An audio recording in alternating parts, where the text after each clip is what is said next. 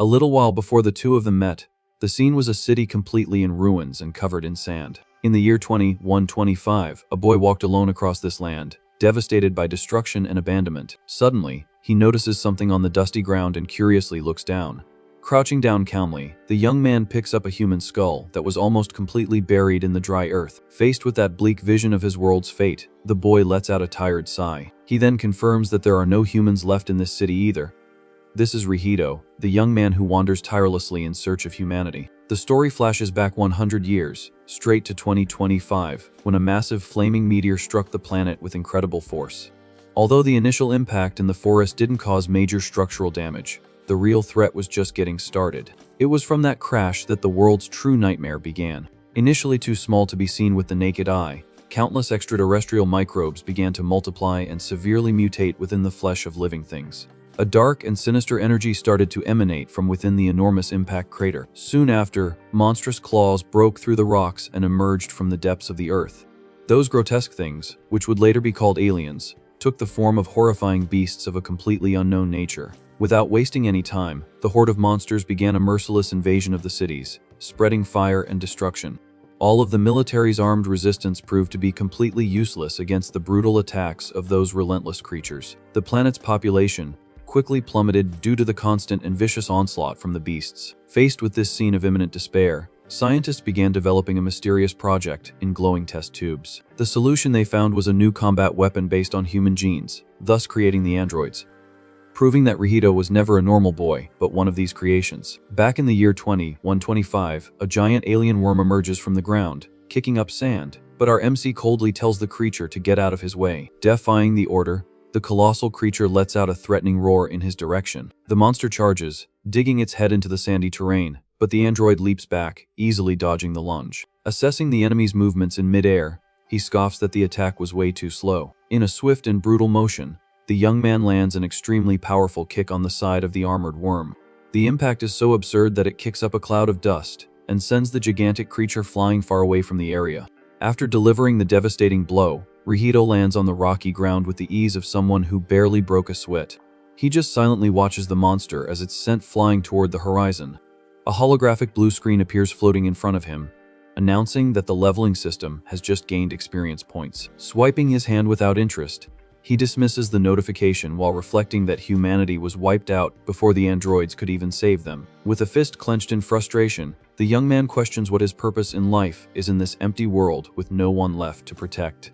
Staring up at the bright sun in the blue sky, the android confesses to himself that he's reached his limit with this lonely life. For more than half a century, he walked through the desert, clinging to the remote possibility of finding survivors, but he never found a thing. This fruitless search takes a new turn when he stumbles upon a huge, abandoned communication antenna under the setting sun. Entering the decaying structure, Reunited hopes to find people hiding there, or at least some clue as to their whereabouts.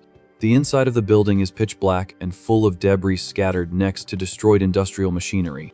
Needing to see his way through the wreckage, the boy activates a small light in the palm of his hand. He cautiously moves through the dark corridors of the facility, illuminating the corners in search of answers about the past. His lonely footsteps echo down the dark staircase, covered in accumulated dust and forgotten memories. Finally reaching a large, round control room, he curiously observes the number of broken computers. Analyzing his surroundings, he quickly notes that this type of advanced monitoring center is a very rare find. Just then, a specific device on a desk emits a faint light, instantly drawing his gaze to the glow.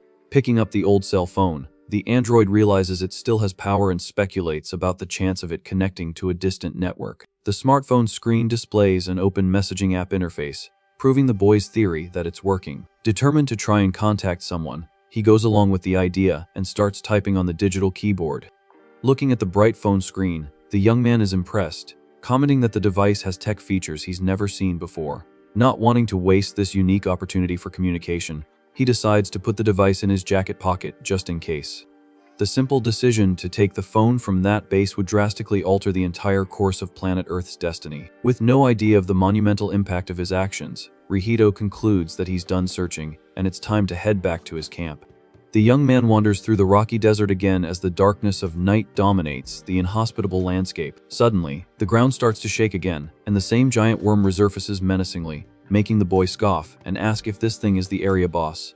The beast's relentless persistence finally exhausts what little patience our protagonist had left. Concentrating an absurd amount of energy in the air around him, he decides to show the creature a fraction of his true combat power. A small, highly destructive sphere of light begins to condense in the palm of his outstretched hand. With a cold and merciless look, the android tells the creature to eat this. He activates the Destar Cannon technique, firing a gigantic beam of blue energy that tears through the desert darkness in a straight line. The power level of the luminous ray is so overwhelming that it hits the monster head on, obliterating part of its body in an instant. After incinerating the beast, he sarcastically apologizes, claiming the monster just became his EXP, and then the narrative cuts back to the year 2025. In the prosperous city of Tokyo, a young woman sleeps peacefully on her stomach in the comfort of her moonlit room. The comforting silence of the early morning is broken when a cell phone starts vibrating on the mattress, grabbing her attention. Hoshina, an ordinary high school sophomore, wakes up confused, wondering who would be texting her at such a ridiculous hour. Reading Rihito's unusual text asking to be her friend and mentioning his height and combat skills, the girl sighs, thinking it's just some annoying spam from a dating app. Suddenly, the screen of the phone Hoshina ignored begins to emit a strong, magical glow in the dark room. The sudden flash startles the student, who recoils in terror, not understanding the source of the luminous anomaly. A huge beam of light completely envelops the girl, and she screams in panic as she's pulled straight into the sky through her ceiling. The teleportation ends abruptly with the young woman falling hard, face down, on solid rock. In a lot of pain and disoriented by the impact, she slowly tries to get up while processing what just happened. As she observes the vastness around her, the girl goes into shock, finding herself surrounded by dozens of ruined buildings and questioning where on earth she is. Despite her obvious fear of being alone amidst the rubble, she musters her courage and walks down the destroyed street of an unrecognizable city. The frightening and dark scenery makes her anxious as she tries to comprehend her situation in the middle of this catastrophe. Taking her phone out of her pocket in a desperate hope to call someone, she's disappointed to find there's simply no cell service there. In that instant, a false epiphany hits Hoshina, and she joyfully deduces that the only possible explanation is that she's in a dream. Very confident in her convenient theory, she nods in agreement with herself, stating that otherwise, this craziness would make no sense at all. To test the rules of this dream-like environment, the student touches a broken concrete wall on the street with her bare hand. Perfectly feeling the rough, cold texture of the debris, she's impressed by the absurd level of realism in this lucid dream. Completely convinced she's safe inside her own mind, the young woman continues her lonely walk under the starry night and the dead silence of the shattered metropolis. Staring at the debris without a care for any real danger, Hoshina wishes out loud that this whole immersive experience would get a little more fun soon. While rummaging through the rubble, Hoshina finds a pair of shoes and celebrates her luck at finding something useful. With the old shoes on, the girl comments with relief that this will make walking much easier. Just then, a sudden noise of shifting rocks echoes from right behind her. Startled by the abrupt sound, the student whips her head around, wanting to know what that was. As she scans the dark, destroyed street, she quietly asks if anyone is there. The area remains completely silent with no sign of movement. After letting out a heavy sigh to calm her nerves, she concludes it was all just her imagination. But a sinister claw silently emerges from the darkness, right behind the young woman. A gigantic, multi-eyed alien monster rises from behind the destroyed buildings, staring down at its prey. Faced with the horrifying creature, the girl lets out a piercing scream of panic. Desperate for her life, she starts running as fast as she can through the debris-filled avenue, gasping for breath. During her frantic escape, the student wonders what kind of monster that is and complains that even for a dream, this is way too scary. The colossal beast relentlessly crawls down the street in pursuit of its human prey. The alien prepares its attack, raising one of its enormous claws into the air. With a brutal motion, the creature brings its sharp claw down toward the ground to crush the girl. To avoid being flattened, the girl throws herself forward, letting out a cry of terror. The clumsy leap causes her to fall hard amidst the loose rocks. Completely desperate, the young woman begs to wake up soon if this really is a dream.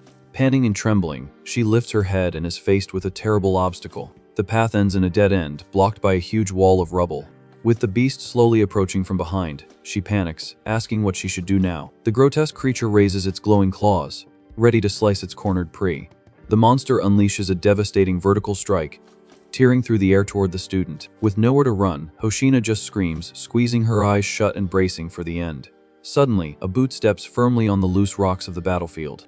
In the blink of an eye, Rihito rushes forward at an absurd speed, intercepting the attack to protect the young woman. The colossal force of the impact sends the giant monster reeling backward violently. Still huddled on the ground, the girl opens her eyes, not understanding how she survived. The android blocks the beast's gigantic claw using only one hand, while displaying a cold expression. Face to face with the creature, our hero casually informs it that he's about to turn it into experience points. Channeling pure energy into his arm, the young man fires off a brutal uppercut. The destructive power of the impact launches the colossal monster into the air, as if it weighed nothing. Giving it no chance to defend, the android leaps up, reaching a height even greater than the flying beast. With his sharp eyes locked on the target, the protagonist prepares his finishing blow. Aided by gravity, he descends, delivering a crushing energy attack that smashes the creature straight into the ground. The young man lands with extreme lightness on the rocky terrain, right after obliterating the enemy.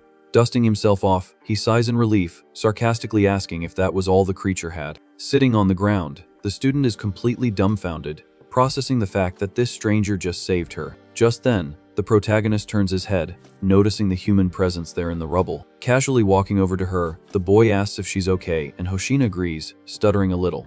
At that moment, the young woman feels a sharp pain and notices a bleeding wound on her knee, not knowing when she got hurt. Fixing her gaze on her own open wound, panic takes over the girl as she questions if maybe, just maybe, this isn't a dream after all. Worried by her silence, the android crouches down nearby, demanding an answer to know if she's really okay. As he analyzes the girl more closely, the young man's eyes widen in total shock. By the color of the liquid running down her leg, he immediately recognizes the presence of human blood. Grabbing the student's shoulders urgently, the protagonist begs her not to tell him she's human. The girl confirms the obvious, annoyed, and then demands to know who he is and what kind of freak that monster was. Noticing her confusion, the boy asks in surprise how it's possible for her to know absolutely nothing about the aliens. Extremely agitated by the insane situation, Hoshina retorts, questioning how she would know about the existence of creatures like that. Bringing a hand to his chin, the android reflects that he thought it was impossible for any human to have survived and finds it even more bizarre that she's oblivious to the apocalypse. To organize the chaos, he asks her to calm down, stating that first, he needs to explain the current state of the world. After talking for a while, sitting on the rubble, Reunited asks if the young woman has finally managed to understand the story. The student's mind short-circuits, trying to process the absurd information that in the year 2025, a meteor fell, spawning alien beasts. This crazy story about a space substance causing an explosive birth of monsters 100 years ago sounds like a bad movie plot to her. Trembling with sweat and nerves, the girl desperately asks what he means there in the year 2125. Realizing her ignorance is genuine, the boy asks where on earth she came from. With her hands on her head in pain, the young woman says that even she can't quite believe it, but that he needs to listen. Through her lit-up phone, she reveals that she came from 100 years in the past and ended up there suddenly after receiving a bizarre message. Looking at the device's screen, the protagonist gets a huge shock when he realizes that he himself was the one who sent that text. Frightened by the boy's reaction, Hoshina anxiously asks what that means and what's happening to them. The android backs away a little, honestly stating that he has no idea how to solve this. With a serious expression, the young man points out that there's at least one thing he's absolutely sure of now. Eager for any crumb of an answer, the student immediately asks what he discovered. Standing before the girl, the protagonist bluntly reveals that she has just traveled straight into the future. Due to that absurd realization, Hoshina's eyes widen in shock, hoping this is all just a bad joke. Far away, the narrative shows an imposing alien base full of sinister technology, glowing in the darkness under the starry sky. Inside this space fortress, immense holographic screens display real-time simulations of galaxies and planets. A mysterious hooded humanoid being cracks a malicious smile upon noticing an anomaly on the monitors. With his sharp, clawed hand, the villain manipulates the luminous data floating in the air. Watching the hologram of the solar system, the alien states out loud that he can clearly see a distortion in space-time. With a sadistic gleam in the shadows, the hooded figure murmurs that this temporal anomaly is extremely interesting. The scene returns to the ruined city, where the cold night wind blows relentlessly through the destroyed buildings. The protagonist and the student remain seated on the rubble, lost in a tense and reflective silence. Bothered by the prolonged pause, the girl takes the initiative, asking what's wrong now. Assuming an alert posture, the android warns that it's too dangerous for them to stay exposed there, and decides to take her safely to his nearby base. He confesses that he was already thinking about what to do next to solve this problem. Still confused, the student repeats the question, wanting to know what exactly he plans to do now. With his hand extended in a friendly manner, the protagonist suggests that for safety's sake, they should go to his base and asks if she agrees with the idea. Hesitating for a brief moment, the young woman stares at the boy's hand while assessing the situation. Without many options, she ends up accepting his help and takes his hand, agreeing shyly. Remembering an important detail, the android turns his head, mentioning that he hadn't introduced himself yet, and reveals his name is Reunited before asking for hers. With a slightly calmer look, the girl begins to answer her savior's question.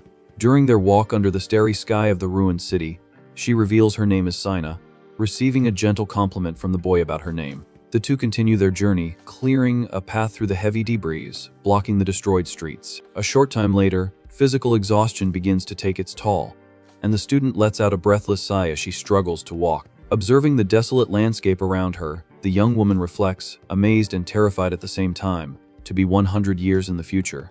As soon as he notices his companion's heavy breathing, the boy stops walking and asks if something is wrong. Honestly, Seina confesses that she's having a hard time processing all this craziness and admits that exhaustion is already catching up to her. Aware of the situation, the protagonist agrees they've walked quite a bit but warns seriously that the area is too dangerous to take a break. He then apologizes for being demanding and begs the girl to hang in there just a little longer, as an alien could appear at any moment. To break the tense atmosphere, the student suggests they talk about something, since the dead silence of the place makes her very anxious.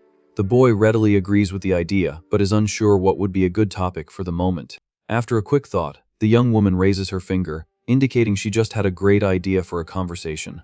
Remembering their first encounter, the girl questions why he asked earlier if she was a human. With a curious look, Seina demands to know what exactly he meant by such an unusual question. Faced with that direct question, the protagonist's eyes widen as he realizes where she was going with her reasoning. With a sad expression, he looks down and begins to talk about the fate of humanity. The brutal revelation that humans are extinct catches the student by surprise, making her murmur in disbelief. In shock, the girl grabs the boy's arm, deducing that if humanity is gone, then he couldn't be human, and Reunited coldly confirms her suspicion. Under the starlight, the young man finally reveals his true nature, stating that he is an android created exclusively to combat the aliens. Completely stunned by the confession, Seina repeats the word "android," trying to process that absurd information. Remaining calm in the face of her shock, the protagonist simply confirms his statement with a simple nod. The student's mind can't take any more weirdness, and she screams in disbelief, thinking this is all a big joke. Not understanding her panic attack, the boy questions why he would make up a lie like that in the middle of an apocalypse. Desperate and clutching her head, the young woman laments ending up in such an insane place, and tearfully begs to go back to her normal world. Right after the girl's desperate outburst, they finally arrive in front of a decaying building, and the android announces they've reached their destination. Pointing to the dark entrance of the structure, the protagonist invites the young woman inside, telling her not to be shy. In the middle of the place's dark corridor, the student lets out a groan of discomfort due to the creepy appearance of the environment. Due to the lack of light, she ends up tripping into the boy's back and lets out a small yelp of surprise. To avoid further accidents in the dark, the boy activates his hand, light, and illuminates the path through the abandoned facilities. As soon as they arrive in a room that, ironically, looks quite tidy, he assures her the place is safe, despite being a bit messy from his absence. Showing hospitality, the young man points to the furniture in the center of the room and offers the couch for his guest to rest. Still wary of everything that has happened, Seina observes the seat in complete silence, debating whether she should really relax there. She runs her hand over the upholstery to check its condition and murmurs with resignation that she'll accept the invitation to sit. The impact of her body on the furniture raises a dense cloud of dust, making the girl cough and complain about the accumulated dirt.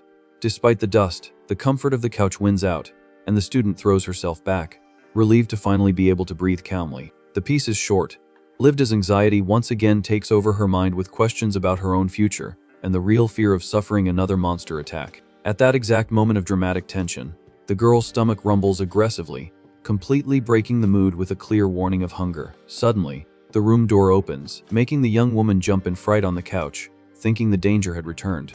To her relief, it's just the protagonist entering the room carrying a covered tray and apologizing for the delay. Relieved that it's not an imminent threat, the student exhales, regaining her composure. He carefully places the tray on the small table and mentions he brought food, figuring the girl would be starving after the long walk. With her eyes shining with joy at this kindness, Seina enthusiastically thanks him for the unexpected meal. Modest but confident, the young man explains it's just an instant meal but admits to being quite proud of his culinary skills. The girl clasps her hands in a traditional gesture and says she was starving as she eagerly prepares to devour the dish. Upon lifting the tray's lid, anticipation gives way to terror as a bubbling purple dish emanating a sinister aura is revealed. The disgusting and frightening appearance of that cosmic slop elicits a scream of horror from the student, who immediately recoils on the couch. Not noticing the obvious problem with the appearance of his masterpiece, the protagonist tilts his head, innocently asking what's wrong. The young woman trembles in disgust and points to the culinary atrocity, demanding to know what on earth that is in the pot. With a radiant smile, like someone who just made a gourmet dish, the android explains in detail that he cooked a soup using lizard skin and alien worm meat, guaranteeing the flavor is delicious.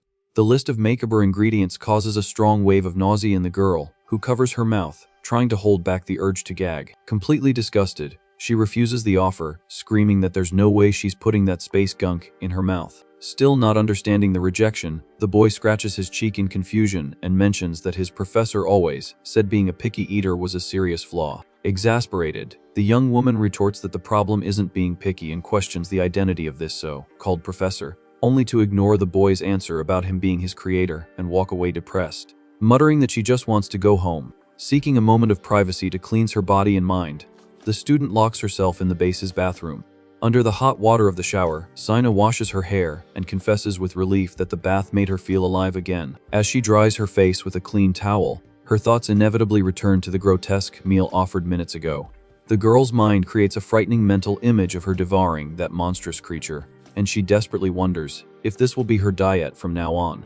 She shakes her head frantically to push away the horrifying thought and rejects with all her might the idea of becoming an alien eater. With determination, the student grabs the support bar and promises herself she needs to find a way to travel back to her own era. Out of the shower and wrapped only in a towel, reality hits, making her whisper in frustration, having no clue how to accomplish this impossible feat. Now in her casual clothes, the young woman rubs the towel on her damp head while trying to come up with some wild travel escape plan. Facing her exhausted reflection in the mirror, she admits momentary defeat, claiming she can't think of anything else, and decides to just sleep for now. Pointing a finger at her own image marks the moment Seina declares that all the problems of the apocalypse will be left for her future self to solve tomorrow. Upon returning to the main room, the girl is greeted by the protagonist, who kindly asks if she enjoyed her shower. Calmer after the relaxing hygiene, the student politely replies, thanking him for his hospitality and the use of the bathroom. The android adjusts the blankets on a makeshift bed in the corner of the room and says he's glad everything went well and without any issues. Surprised by the boy's continued kindness, Seina holds the edge of the blanket, asking if that soft spot was prepared for her to sleep in. Noticing his guest's hesitation, the boy asks with a slightly insecure tone if the improvised bed isn't meeting her standards. A shy smile appears on the young woman's face as she quickly denies any dissatisfaction and assures him she's immensely grateful to have a comfortable place to rest at the end of the world. Satisfied with the young woman's response, the protagonist comments that at least the issue of where she'll sleep is resolved. He turns his head toward the bubbling pot and asks once more if she's sure she doesn't want to eat anything.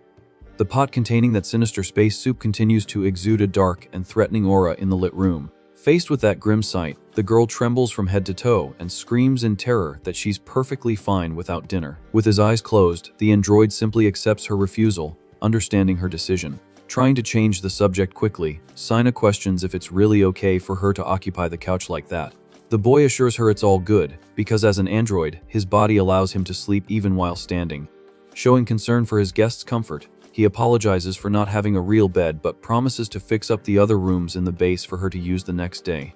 Waving her hands nervously, the student asks him not to go to all that trouble for her sake. She reinforces that her arrival there was just a bizarre accident and insists that the young man not worry so much about these details. To end the conversation, the girl pulls the blanket up to her neck and announces she's going to sleep now, as she's exhausted from all the craziness. Already lying down and settled on the upholstery, she awkwardly wishes her savior a good night. The boy remains standing in the same spot, just watching the human try to rest in that makeshift environment. Turning his head towards her, the protagonist agrees and returns the goodnight calmly. Darkness fills the silent room as Seina sleeps, soundly on the couch under the dim light of a lamp. Sitting on the floor and leaning against the metal wall, the android rests with his eyes closed, keeping guard. The silence of the night is broken by the student tossing and turning on the couch until she finally opens her eyes, confessing she can't fall asleep. Attentive to any noise, the young man opens his eyes at the same moment and calmly asks if she's having trouble sleeping. Hiding under the covers, the girl murmurs in agreement with his observation. He ponders that it's normal to have difficulty sleeping in a completely new environment, but warns that sleep deprivation is very bad for one's health. At that very moment of reflection, Seina's stomach rumbles loudly, making her wonder in a panic what she should do now. The unexpected noise catches the boy by surprise, leaving him a bit lost as he tries to identify the source of the sound.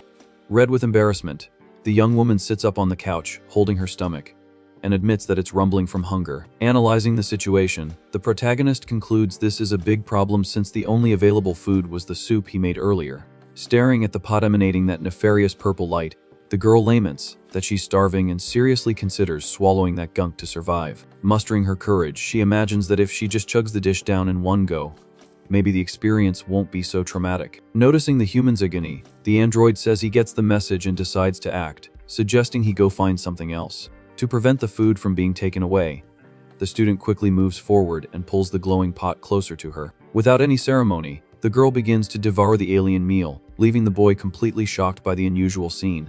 Watching this extreme behavior, the young woman swallows a mouthful, tasting the exotic flavor for the first time. After swallowing, the student blinks in surprise and admits that the taste is surprisingly very good.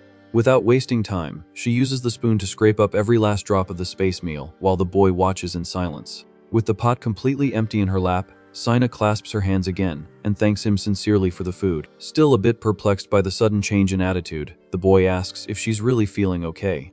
Licking her lips with a wide smile, the young woman confirms it was delicious and jokes that she should have eaten it much earlier. Relieved, the protagonist thinks to himself that the fact she accepted the meal means her guard has lowered a bit and wonders if they can be friends now. The sun rises, illuminating the vastness of the destroyed city, marking the beginning of the next morning in this devastated world. The morning calm is interrupted by the android facing off against a monstrous, giant, dinosaur-shaped alien. Observing the creature's magnitude, the young man wonders aloud what on earth a beast that size usually eats to get so big. The colossal monster tries to crush the human with a brutal stomp, but the boy leaps back, dodging with complete ease. Preparing a shimmering energy sphere in his hand, he comments with a sharp look that a target that big makes his job much easier. Hovering in the air, the protagonist fires a devastating blue light beam straight into the open mouth of the Jurassic beast. The explosion obliterates the enemy in seconds, allowing the boy to land on the sandy ground while letting out a sigh of a job well done.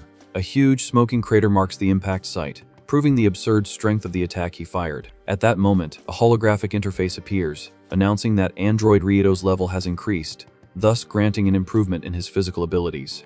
Staring at the floating blue screen, the boy notes that just leveling up doesn't grant special abilities, proving he still has a long way to go. Clutching his clothes with determination, he promises that one day he will defeat the villain Grazes to avenge his professor, and for that, he needs to get much stronger. Changing his posture and clenching his fist with excitement, the young man declares that before that, he needs to focus on collecting fresh ingredients to cook an even better dish for Seina. Without wasting time, the android begins to slice the carcass of the alien dinosaur in the middle of the desert, separating the best pieces of meat. During the harvest, a sinister shadow flying over the red ruins of an antenna catches his attention, drawing his gaze upward. Far away, that same mysterious humanoid being continues to monitor the situation with his glowing eyes in the darkness of his base. Cutting back to the battlefield, a gigantic black alien dragon crosses the sunny sky, displaying its enormous wings. Assessing the new winged creature, the protagonist confidently deduces that his human guest will love the taste of that monster.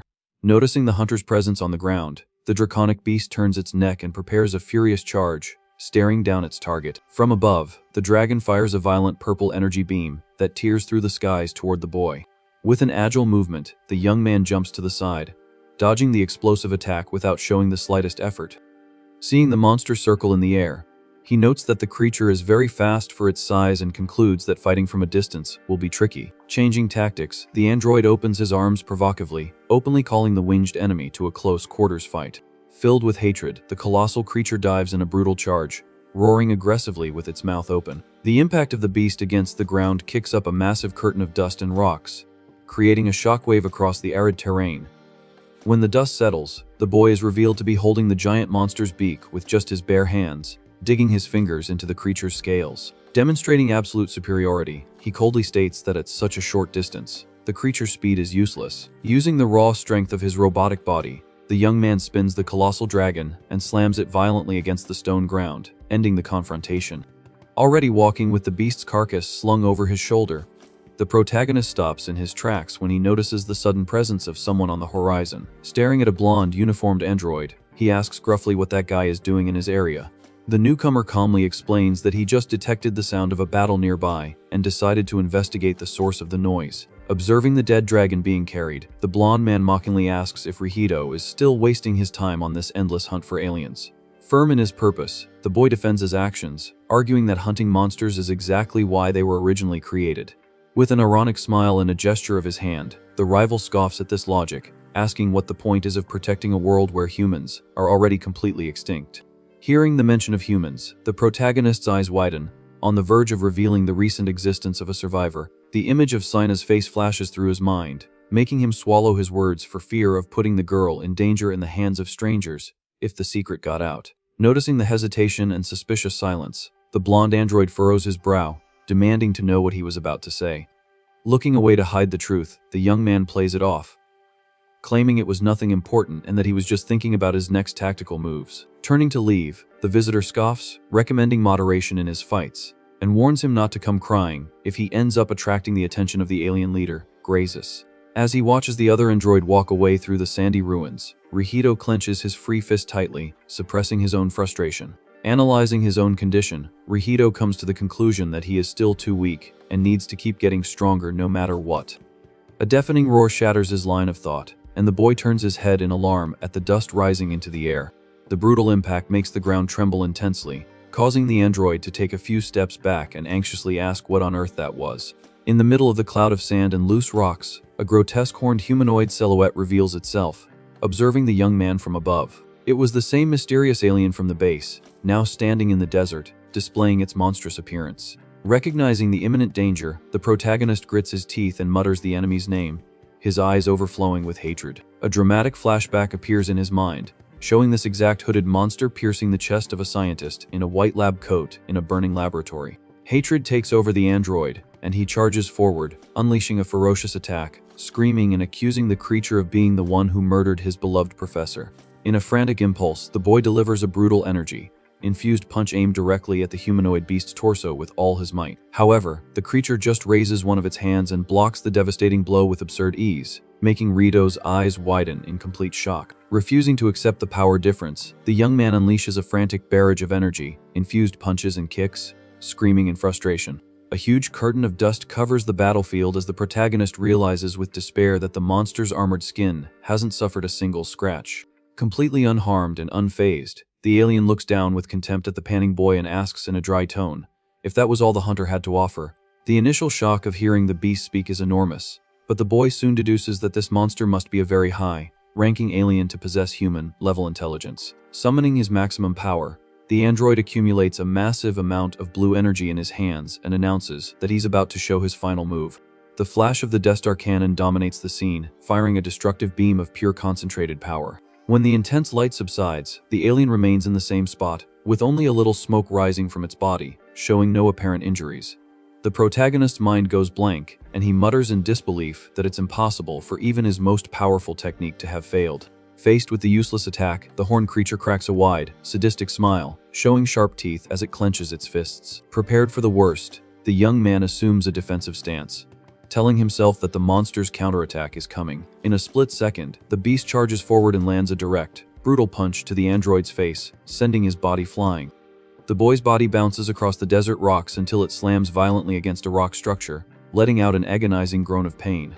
Slumped on the ground with blurry vision, he hears the heavy footsteps of the enemy slowly approaching while listening to the monster's ironic praise, stating that he's a little better than the others of his kind. Badly injured, the boy tries to focus his eyes on his tormentor and watches the villain stop right in front of him, shrouded in dust. With an arrogant posture, the alien declares that he liked the young man's audacity and tells him to get stronger to challenge him again and cry once more. The boy's body loses its strength and collapses onto the sand as he uselessly tries to reach out to the departing beast, and his consciousness finally fades. The narrative cuts to the room in Reunitet's base, revealing the morning silence illuminating the mess inside.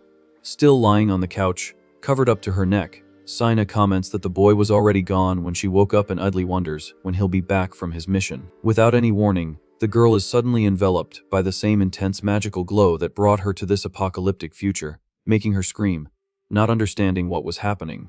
The flash of light blinds her, and in an instant, the student is thrown through the ceiling, landing right back in the comfort of her own bed in the year 2025. Stunned by the sudden landing, the girl blinks a few times, processing the familiar environment around her. As she sits up and observes her tidy desk, she realizes with relief that this is indeed her room. The young woman sits on her bed and looks around anxiously, questioning herself if she had really returned, and if perhaps it was all just a very realistic dream. However, upon checking her phone screen, she reads Ryudo's messages and sees that the device still displays their conversation, confirming that the entire apocalyptic adventure was real. Staring at the digital keyboard, she reflects that if she tries to reply to the message, logic says she shouldn't be teleported back to the dangerous future. The girl hesitates, sitting on the mattress alone in the silent room, waiting for some magical phenomenon to occur again. Overcome by an anxiety attack, she throws the phone on the bed and slaps her own forehead, stating that just being back home is reason enough to celebrate. After calming her nerves, she hugs her knees in a reflective posture, remembering her journey 100 years into the future. To hide the guilt of leaving her savior alone, she nervously wrings her hands while insisting out loud that she doesn't miss the android or anything like that. The cell phone on the mattress vibrates, interrupting her train of thought and displaying the time on its lit screen. Curious, she immediately picks up the phone with a smile, thinking it's a message from Reunited. The notification reveals just a simple text message in the app, sent by her mother. Utterly disappointed, Seina lets out a heavy sigh and throws herself back on the bed, complaining about her own frustrated expectations.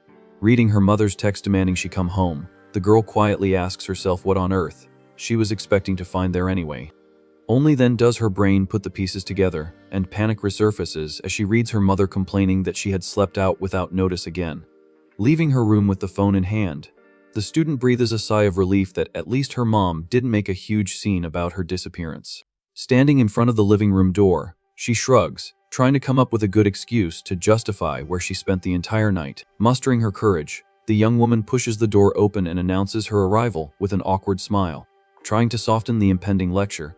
At the entrance of the house, Seina's father is putting on his shoes and turns to greet his daughter with an expression that says he's already expecting an explanation. Putting his keys aside, the older man comments in a serious tone that her mother was quite worried about her being away all night yesterday without any news. Awkwardly rubbing her cheek, the girl tries to dodge the question, vaguely stating that a lot of things happened. A flash of memory appears in her mind, where images of graphs about time travel research flash by without making much sense to her layman's brain. Due to this confusing memory, the young woman concludes that the best alternative would be to talk to her father about the text on her phone before it's too late. Extending the cell phone toward her father, she stutters a bit and asks him to read the messages, affirming that all of it really happened. In parallel, the narrative returns to the ruined future, where night has completely covered the scene of total destruction under the starry sky. Gravely injured from the fight with the horned monster, Reunited leans against the metal wall of his base, cursing his own pain. Dragging his feet, the panting android quietly announces that he's finally home, as if to justify his prolonged absence. Upon entering the main room, however, he finds it completely dark and empty, with the blankets on the couch untouched, prompting a confused murmur from the boy as he calls out for Seina. The protagonist's worn and broken body reaches its limit, and he begins to collapse onto the cold floor of the room due to his internal injuries. The fall is violent, causing the young man to hit his face on the floor along with his cell phone, which slides across the room with its screen faintly blinking. Trembling with excruciating pain in his chest, Reunited spots the device on the floor, and his mind wanders to the conversation that started this whole time anomaly. With great effort, he drags his injured robotic arm and manages to grab the cell phone firmly in his hands. The cracked screen displays the chat history, revealing that the boy's last message said he wanted to see the student and needed to know where she was. Pressing the buttons with difficulty, he tries to stay focused while grumbling that this is the only chance he has to fix things. Almost losing consciousness, the android murmurs the girl's name as if she were his only hope in the midst of the chaos. Back in the year 2025, the atmosphere is peaceful in the dining room of Seina's family, who are enjoying their evening meal together.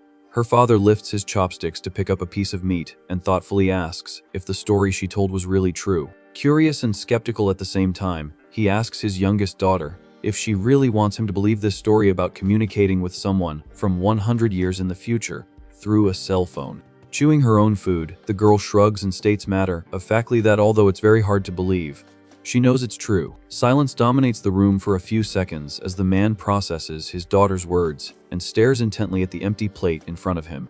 Breaking the tense mood, the father suggests that he could keep her phone for a while to investigate the situation better. The girl's pink device rests alone in the center of the table, as the student ponders if this would be a smart decision right now. Holding her face in concern, she silently confesses that the big problem with handing over the phone would be not being able to see any future messages Reunited might send. On the other hand, reason says that if she passes the problem to her father, maybe he can find some logical way to explain the time travel or create methods to prevent more sudden disappearances. While the young woman was frying her brain cells, the mysterious atmosphere completely collapses when her father smiles, joking if this wasn't all just a teenage phase with an imaginary boyfriend, leaving his daughter indignant at the stupid insinuation. Pointing an authoritative finger, Seina tells her father he can borrow the phone, but on the condition that he figures out how this time travel craziness works. With a confident smile on his face, the man readily agrees and asks his daughter to leave this mystery in his hands. Chewing her food calmly, the girl reflects to herself that Reunited is probably fine, since the android is extremely strong. The next morning, the sun illuminates the quiet streets as students walk towards school. The student follows her morning route with a slightly distant and sleepy expression. Suddenly, a dark figure suspiciously dashes past her on the sidewalk. The sudden movement startles the young woman, making her jump slightly. Without any warning, a blonde friend jumps on Seina's back, excitedly shouting her name. While the girl laughs at the prank, the protagonist tells her to stop and confesses, out of breath, that she thought it was an alien attack. Confused by the bizarre response, the friend questions the mention of aliens, but soon figures out what it could be. Trying to cover her slip-up, Seina invents that she watched a movie about space monsters the night before, making her friend comment that this kind of show isn't really her style. Just to end the topic, the girl justifies that she was in the mood for something different and pulls her friend along so they won't be late. The school bell rings, echoing through the immense school buildings under the clear blue sky. Inside the classroom, illuminated by the morning sun, students chat before the lesson begins. Resting her face in her hand while staring into space, Seina gets lost in her own thoughts, wondering what Reunited might be doing at that exact moment. The hours fly by, and soon it's the long-awaited lunch break, with students arranging their desks. Her blonde friend approaches Seina, bringing her lunchbox so they can eat together. Excitedly, her friend asks if she saw a new video online, but the protagonist just agrees vaguely and disinterestedly. Noticing her lack of attention, the friend tries to bring up the alien movie, receiving only a mumble in response. Tired of this distant attitude, the blonde gets straight to the point and asks if the girl suffered a heartbreak, making Seina spit out her juice in shock. With her face completely red, the student wipes her mouth and nervously asks where her friend got such a ridiculous idea. As justification, her friend points out that she was absent the day before without telling anyone and spent the whole morning with her head in the clouds, indicating that something shocking happened. Waving her hands frantically, the young woman denies the broken heart theory under the suspicious gaze of her friend, who continues to trust her intuition. With a chopstick stuck in a sausage, the blonde changes her tune and decides to drop the interrogation for now. She ends the discussion with a smile, saying it was nothing important, bringing immediate relief to the protagonist. The evening paints the school buildings in an orange hue, marking the end of another school day. During her lonely walk through the streets illuminated by the sunset, the young woman lets out a long, heavy sigh. Remembering her friend's support for a fake romance, the girl puts her hand on her face, frustrated by the embarrassing misunderstanding. Annoyed with the android for all this disruption to her school routine, she clenches her fist and promises to give him a huge lecture when they meet again. The anger quickly passes, and a melancholic expression takes over her face as she wonders if Reunited is worried about her sudden disappearance. Imagining the boy desperately searching for her amidst a pile of defeated aliens only increases the guilt in the student's chest. Overcome by a mix of agony and frustration, she grabs her head in the middle of the street, screaming that this uncertainty is driving her crazy. An obvious idea strikes her, and she deduces that the simplest way to solve this is to just send a text message to clear things up. Excited by the plan, the young woman runs towards her house, determined to ask her father if he managed to find out anything useful about the device. As she walks through the front door, she announces her arrival to the familiar environment. Already in the hallway of her father's dark office, the girl opens the door, calling for him to talk about the smartphone's discoveries. The room is completely empty, leading her to question if the man was still working at this hour. On the computer desk, the pink cell phone screen suddenly lights up, notifying the mysterious arrival of a new message. The display shows an urgent text from Reunited, asking where she is and stating that he needs to see her. Reading the notification from a distance, the student panics and concludes that she'll time travel again if she looks at it properly. Afraid of disappearing off the map, she silently takes a few steps back, keeping a safe distance from the lit device on the desk. After a few tense seconds of watching the phone from afar, the girl confusedly notices that absolutely nothing magical has happened. More relieved, She deduces that the simple act of receiving a text from the future doesn't trigger an instant teleport. In an attempt to understand the rules of this bizarre phenomenon, the young woman speculates if she needs to open or reply to the message for the time travel to occur. Holding the device firmly with a determined expression, she reflects on what would be the smartest course of action in the face of this dangerous dilemma. Shaking her head to banish the crazy ideas, she scolds herself for even considering going back to an extremely lethal place. The harsh reality hits her hard, reminding her that this monster-ridden, desolate world in the year 2125 is humanity's terrible future. In the darkness of the office, Seina realizes with a heavy heart that if nothing changes in the present, everyone on the planet will end up gone. A spark of courage crosses her thoughts, shifting her focus from pure fear to a real possibility of trying to fix things. The girl realizes that if she can learn more about the apocalypse, it might be possible to prepare humanity in advance and prevent that global tragedy. To justify her own audacity, she tries to convince herself that she should return at least one more time, just to say a proper goodbye to the sad boy who saved her. Completely decided, the student quickly types a text asking him to send her one more message. Pressing the send button in the app, the young woman silently prays that her words can cross the barrier of a century. In the devastated future, Reunited is still lying completely unconscious on the metal floor of his base's room. The protagonist's body remains motionless after the beating, while his cell phone rests inactive a few inches from his fallen hand. Slowly, the boy's consciousness begins to return, and he lets out a low groan of pain as he tries to force his body to move. Placing a hand on his aching head, he sits up on the floor with great difficulty and observes his surroundings, trying to remember how he got there. The brutal memories of the combat return in a flash, bringing the vision of the hooded alien and the harsh realization that he had been humiliatingly defeated. Overwhelmed by absurd frustration, the young man punches the floor violently, cursing the situation. Sunk in the feeling of powerlessness from when he was face to face with his creator's murderer, the android lowers his gaze, accepting his own failure and weakness. With his pride wounded and his body damaged, he grits his teeth, declaring that his current power level is still utterly useless. Standing again, the protagonist establishes that he desperately needs to level up, because without defeating that monstrous lackey, it would be impossible to beat the invasion leader, Grazes. The sharp sound of a notification cuts through the facility's silence, accompanied by the sudden glow of the cell phone screen lying on the rocks. The unexpected light immediately draws the young android's gaze downward. With a cautious movement, he picks up the device, wondering in amazement who could be sending something in this situation. The display then reveals Seina's unusual request, begging for a new text message from him. Without understanding the exact logic behind the request, the boy tilts his head in confusion, trying to guess the human's objective. With his eyes fixed on the screen with extreme seriousness, Reunited tries to come up with a relevant topic to reply with that would make some sense to her. In the year 2025, the student waits anxiously, kneeling on an armchair in the dimly lit room.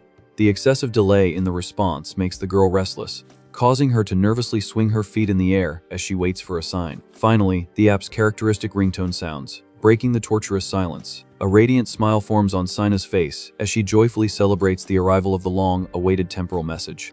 However, her joy gives way to deep confusion when she reads the boy's direct and random question. "Do you like androids?"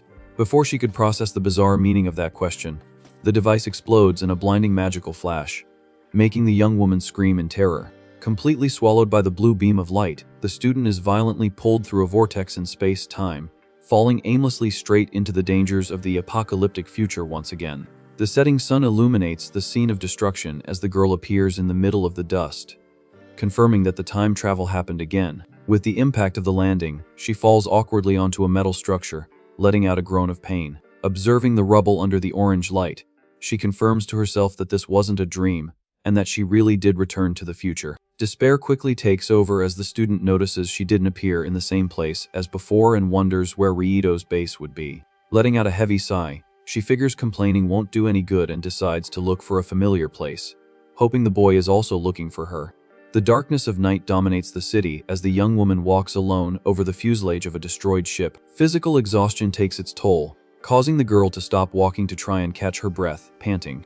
Reflecting on her own choices, she wonders if coming back was a terrible idea, and what she would do if she couldn't find the android. Suddenly, a loud noise of falling metal echoes right behind her, breaking the tense silence. With an apprehensive look, she tries to convince herself it was just a piece falling on its own in the wreckage. The next instant, a mysterious hand touches her shoulder in the pitch darkness. Terrified by the sudden contact, the girl lets out a piercing scream of pure terror. Trying to break free at all costs, she struggles violently, demanding the intruder let her go. To her surprise, Rihito's familiar voice asks her to calm down as he holds the young woman's arm firmly. Recognizing her savior, she immediately stops struggling and looks back, still a bit confused by the situation. The android appears, illuminated by the moonlight, holding the girl with an exhausted expression. Her eyes widen as she confirms it's really her friend there in front of her. Greatly relieved, the student collapses to the ground, thanking the heavens for finally finding him. Kneeling in front of her, the boy says he should be the one saying that, as he was worried sick, not knowing where she had gotten to. Observing the injuries on his body, the young woman tries to form a sentence. Interrupting her, he suggests they talk more when they get back to the base. Without giving her a chance to refuse, the boy lifts the human into his arms with the greatest of ease. Completely caught off guard, the girl's face turns red, and she lets out a confused murmur. Holding her firmly, the protagonist simply announces they're leaving now. In an explosive movement, he darts across the uneven terrain, kicking up dust and leaving the ruins behind. The absurd speed of his run cuts through the night air as they leap over the wreckage. Due to the strong wind hitting her face, the student has to squeeze her eyes shut. With a gigantic leap, the android crosses a chasm between structures under the bright glow of the full moon. Opening her eyes, the girl observes the night landscape from high above and comments in awe about the incredible view. Keeping his focus on the path, the young man gives a small smile upon noticing his passenger's excitement. Now safely inside the base, the girl relaxes on the couch while the boy listens, leaning against a bookshelf. She finishes her explanation, telling him that's exactly what happened when she returned to the past. Absorbing the information, the android concludes that she received his message and was pulled back here. Showing him the phone screen, the young woman asks what he was thinking, sending that text asking if she liked androids. Sitting on the edge of the table, he ignores the embarrassing question and speculates that there must be specific rules for this time travel. Gesturing intelligently, he elaborates on his theory. When a message arrives and she views it, the teleportation happens, and the duration in the future is 24 hours. The student agrees with the logic, pointing out that it really has been that much time since she went back home. After solving the mystery, a silence falls as the boy just stares intently at the human. Bothered by his intense gaze, she asks if there's something on her face. With a gentle smile, the protagonist deduces that if she sent a message to come back, it's because she wanted to see him too. The direct statement makes the girl's face burn with embarrassment instantly. Waving her hands desperately, she denies the claim, shouting that she just wanted to understand what was happening to her own body.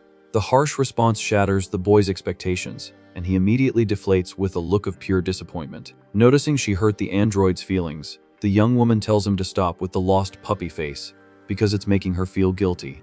Regaining his spirits in the blink of an eye, he smiles excitedly, remembering that at least they'll have the next 24 hours together. Not knowing how to handle all that energy, the student just agrees awkwardly. Very excited, the boy suggests they just sleep for now and think about a plan the next morning. Pointing to the soft furniture, he says she can use the couch as a bed again. Standing in the middle of the room, he waits for her response while the girl finally pays attention to the deplorable state of his clothes and face. Narrowing her eyes suspiciously, she questions why he's so beaten up. She points a finger, accusing him of not even taking care of his own wounds, and the boy plays it off, saying he didn't have time for that. Taking the initiative, the young woman orders him to get a first aid kit so she can bandage him up herself. The scene cuts to the student cleaning his wounds with cotton and medicine. As she applies antiseptic to his arm, she asks him to be honest and tell her what he's been up to. Avoiding eye contact, the protagonist lies, saying it was just a standard alien hunt, and tells her not to worry about it. Seeing through the obvious lie, she shoots him a death glare, showing she didn't believe a single word. Clearing his throat to change the subject, the boy shyly asks if he could call her here again in the future. The sudden question catches the girl off guard, making her look up in confusion. Finishing the bandage, she grumbles that they just figured out the time travel rules and questions if he's going to ignore the risks. Sitting next to him while putting things away, she sighs in resignation and says she's not against the idea but demands that he only message her on her days off. Scratching his cheek in confusion, the android repeats the term, days off, not understanding the concept. Gesturing excitedly, she explains that although it might not seem like it, she has a very busy life with school and other things in the past. The word school causes even more confusion in the boy's mind as he tries to process the information. Not wanting to prolong the explanation, he agrees, saying he didn't quite understand but asks if it's okay to call her on those specific days. Giving his bandaged arm a friendly pat, the young woman confirms that if he follows that rule, it's all good. At that moment, a blue holographic panel appears in the air with a technological sound. The boy thanks her for the bandage and asks with interest what her days off are. Exactly. With a hand on her chin, She thinks he's taking the idea very seriously, but replies that they are usually Saturdays and Sundays. Staring at the blue screen, the girl is amazed to find that the calendar for that month in the future is identical to the one in the present. Pointing to the numbers, she asks him to confirm if the current day isn't Friday the 16th. Consulting the integrated system in his arm, he informs her that it's actually Friday the 25th. Surprised by the coincidence, she observes that the days of the week ended up aligning perfectly in both timelines. With a gentle look, the boy points out that thanks to this detail, they'll be able to spend the entire weekend together. Collapsing backward onto the couch, the student hides her face in her hands, blaming herself for finding the idea fun when this whole situation is dangerously insane. Staring at the ceiling, she laments coming here with the goal of changing the tragic fate of the world, but recognizes the real danger. Since although Reunited promises to protect her, there are monsters out there strong enough to leave him at the brink. Tremors run through the girl's body as she questions if she'll really make it back alive from this place. With her gaze lowered, she seriously considers stopping her travels to this dangerous future. Noticing the young woman's state, the android puts on his jacket and comments that he's a little worried about her. He calls the student's name, calmly asking if something is wrong. As if having an epiphany, the boy suddenly smiles and asks if the problem is just hunger. The absurd assumption completely breaks the tense mood, making the girl scream in annoyance that the reason for her fear has nothing to do with that. Completely red with embarrassment, she fumes due to her companion's cluelessness. The protagonist lets out a discreet chuckle by the door, and the girl nervously demands that he not laugh at her despair. With a gentle smile, he apologizes for the misunderstanding and announces he'll prepare a meal for her immediately. The young woman steps forward with her hand outstretched, pointing out that he's all banged up and doesn't need to go to that trouble. Unconcerned with his own condition, the boy states that it doesn't matter and that he just wants to see her eat something. Alone in the room, the student reflects in amazement that even in his injured state, he still insists on cooking for her. Feeling a tightness in her chest, she looks up at the metal ceiling, searching for a way to repay such kindness. Under the blue light from the window, the girl murmurs, upset, that she wishes she could do something for him too. The sentimental mood vanishes the instant 2 bowls of purple soup with tentacles are served on the dining table. Already seated at the small table under the dim light, the two stare at the generous portions of that questionable space meal. Holding her spoon, the young woman musters the courage and questions why he keeps fighting so hard, even when he ends up completely injured. The boy stops with his utensil in midair and confesses in surprise that it was a very sudden question. Very understanding, she gestures with her hands, telling him he doesn't have to talk about it if he doesn't want to.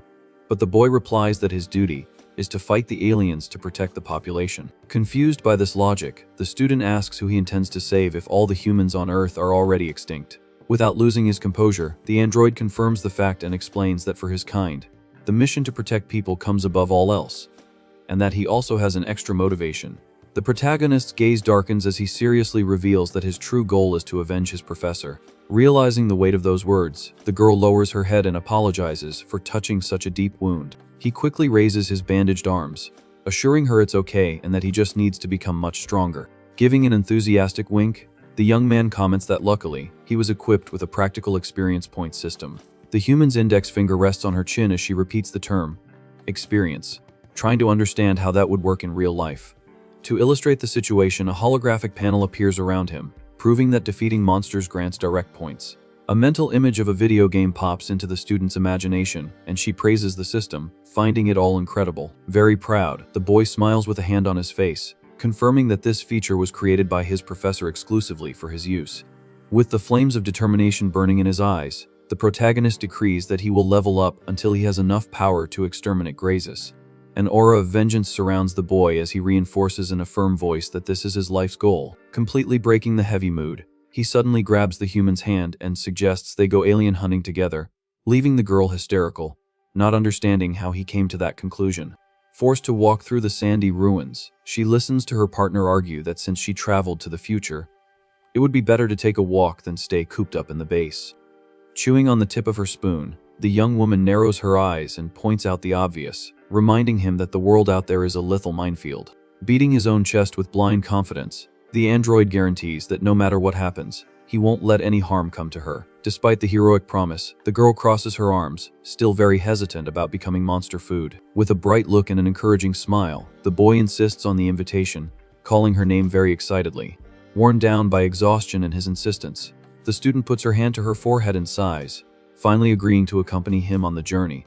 A burst of happiness hits the boy, who raises his arms, celebrating the success of his risky proposal. Hiding his own intentions, the protagonist smiles, satisfied to have read an old book on how to make friends, and internally celebrates the chance to show her his cool side. Resigned to her own fate, the girl lets out a sigh and warns in a dark tone that if she ends up a goner, she'll come back to haunt him. With unshakable tranquility, he simply replies that it will never happen. The duo then begins their trek through the giant rocks of the canyon under the clear sky of that devastated land. Suddenly, a loud noise of sliding rocks echoes from above, making the human jump in fright and let out a small scream. Staring at the small landslide, the boy finds his partner's panic amusing and mockingly says it was just normal debris and that she doesn't need to be so jumpy. Furious at the joke, the student points a finger in her companion's face, yelling that he might be used to this nightmare, but she loves with her nerves on edge, expecting an attack at any second. Pounding his fists firmly, he tries to calm the situation, repeating the promise that he will act as a perfect shield. With a tearful expression, the young woman murmurs that she understands his strength, but that doesn't negate the terror she feels. Stomping away angrily, she turns her back on her partner, grumbling that he should have more consideration for the feelings of normal people. The android gets a sweat drop on his head, completely confused, trying to process the practical meaning of the term, people's feelings. The exploration continues through the rocky canyon, where only the dead silence of the destroyed city keeps the two company. No matter how much they walked through the rocky terrain, the only available view was that of an endless desert covered in rubble. The local fauna was limited to a few small rats scurrying through the debris, melancholically proving that humanity had vanished from the map. Observing the empty vastness, the girl quietly states that humans were really wiped from existence, receiving only a silent confirmation from the boy. Staring at the vastness of the blue sky, she clenches her fists with determination and promises herself that she will change this dark future, no matter the cost. This newfound courage is immediately tested when a frightening growl emerges from the shadows in the nearby ruins. A huge alien wolf covered in purple crystals leaps out, roaring furiously at the intruders. Panic takes over the girl, who retreats, letting out a scream of terror as she faces the wild beast. With perfect reflexes, Rihito pulls the girl by the arm, getting her out of the path of the deadly blow. The monster's sharp claws slash through the air, passing just inches from the student's face while the android keeps her safe under his protection. Holding the human against his chest, the protagonist fixes a murderous glare on the creature and assures her in a low voice that everything is under control. Without letting the young woman go, he warns with extreme coldness that the beast won't lay a single finger on her. The colossal wolf lands heavily on the rocks, gritting its teeth at the duo, who remain motionless in the canyon. Through his optical system, the boy analyzes the enemy's composition and deduces that the creature has gone berserk due to an excess of energy from the ores in its body. Focusing his bionic gaze on the target, the android quickly concludes that this opponent won't be a real problem. Assuming a defensive combat stance, he provokes the alien, openly calling the beast to a fight. Answering the call, the beast charges forward, tearing up the sandy ground with its claws at an impressive speed. When the monstrous bite is about to hit its target, the young man simply spins his body, escaping the brutal attack unscathed. He tells his partner to watch out for the flying debris but calmly reaffirms that the situation is still under control. The monster tries a new charge, launching its massive body through the air in a desperate lunge. With absurd lightness, the boy slides under the beast, dodging the claw that slashes through the empty air just above his head. Uncontrolled and furious, the crystalline creature spins on its axis, preparing a vertical slashing attack from top to bottom. Using only his bandaged forearms, Rihito firmly blocks the giant paw and mockingly asks if that was all the enemy had to offer. A few meters away, the student clutches her clothes while watching the exchange of blows, completely impressed.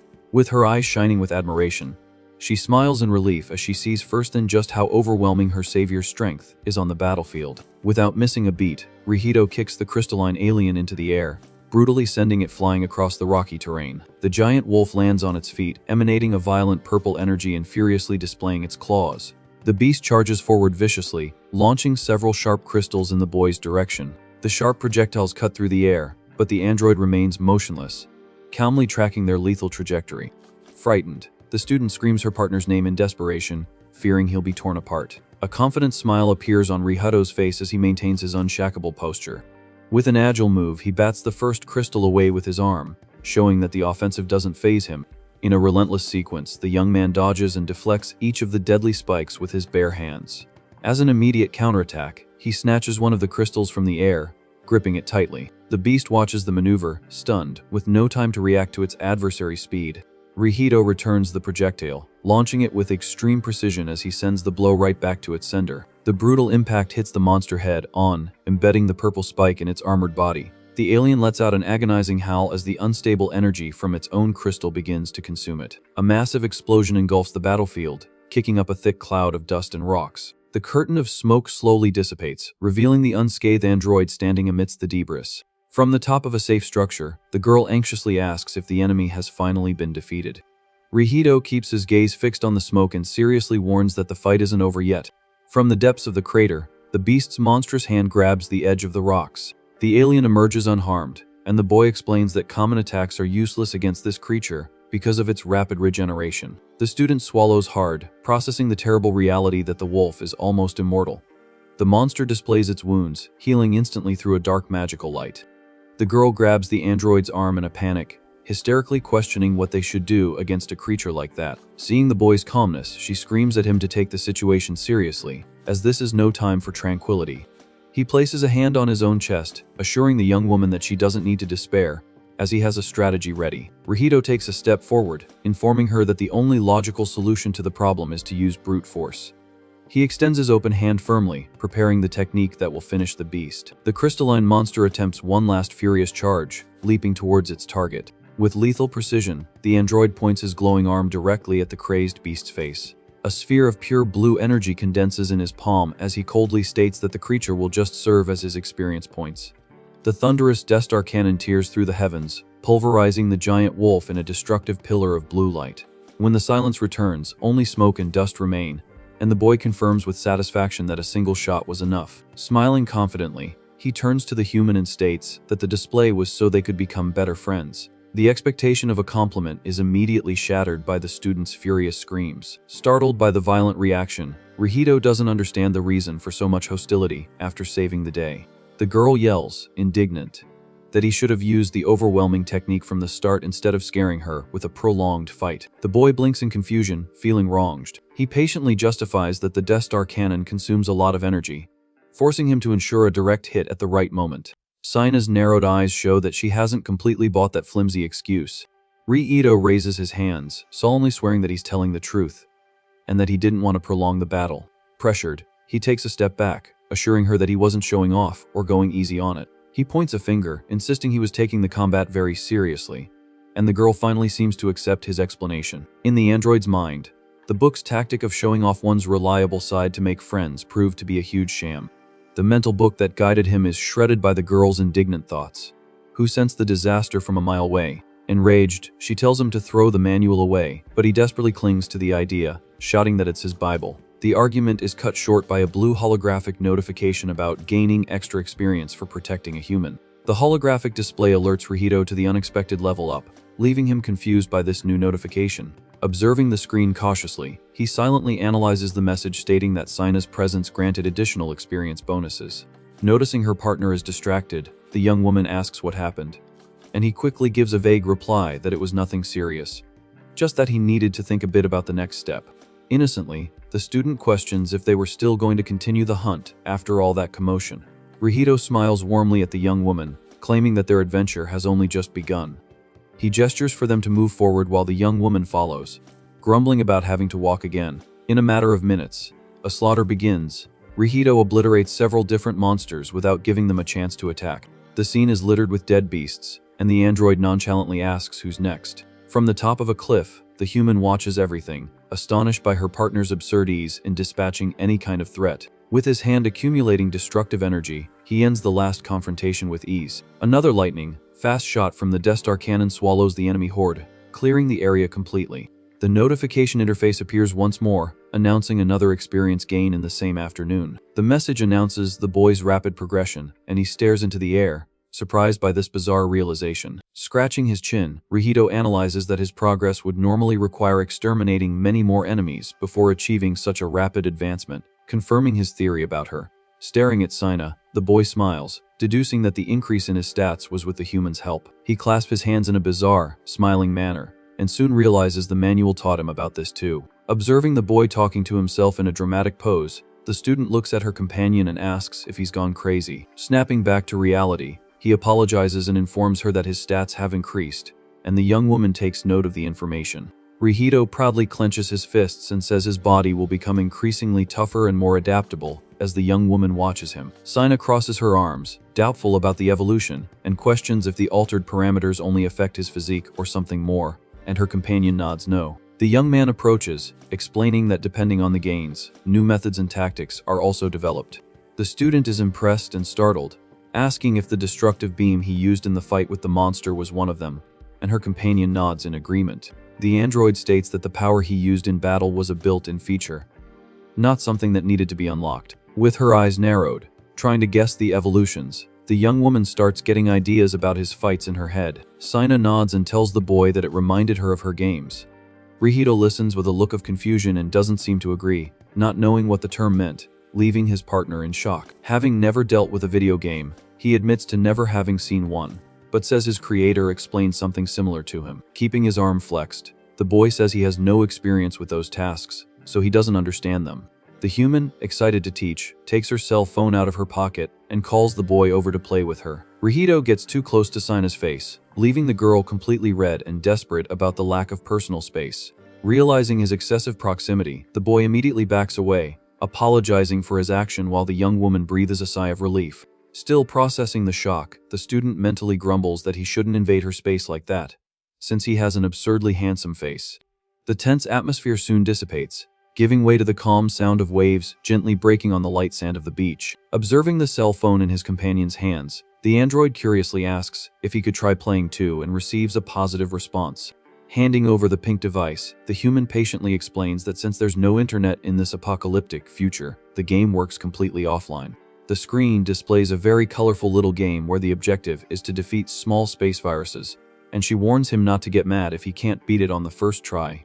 Full of confidence, the protagonist guarantees he won't get stressed at all, because being an android, he'll turn even this challenge into experience points. Within a few seconds of trying, the boy has already mastered the controls, celebrating that the game is actually very easy, leaving his partner pouting at his sudden skill. This hobers is short-lived, as his character ends up perishing on the next stage, making the boy ask for another chance with wide eyes. Staring at the bright defeat screen, he begs for one more try, completely focused on beating the machine. What seems simple becomes a real nightmare, and the boy racks up consecutive failures, getting more and more stressed by the absurd difficulty. Overtaken by intense competitiveness, the young man frantically mashes the buttons as his initial tranquility completely disappears under a nervous sweat.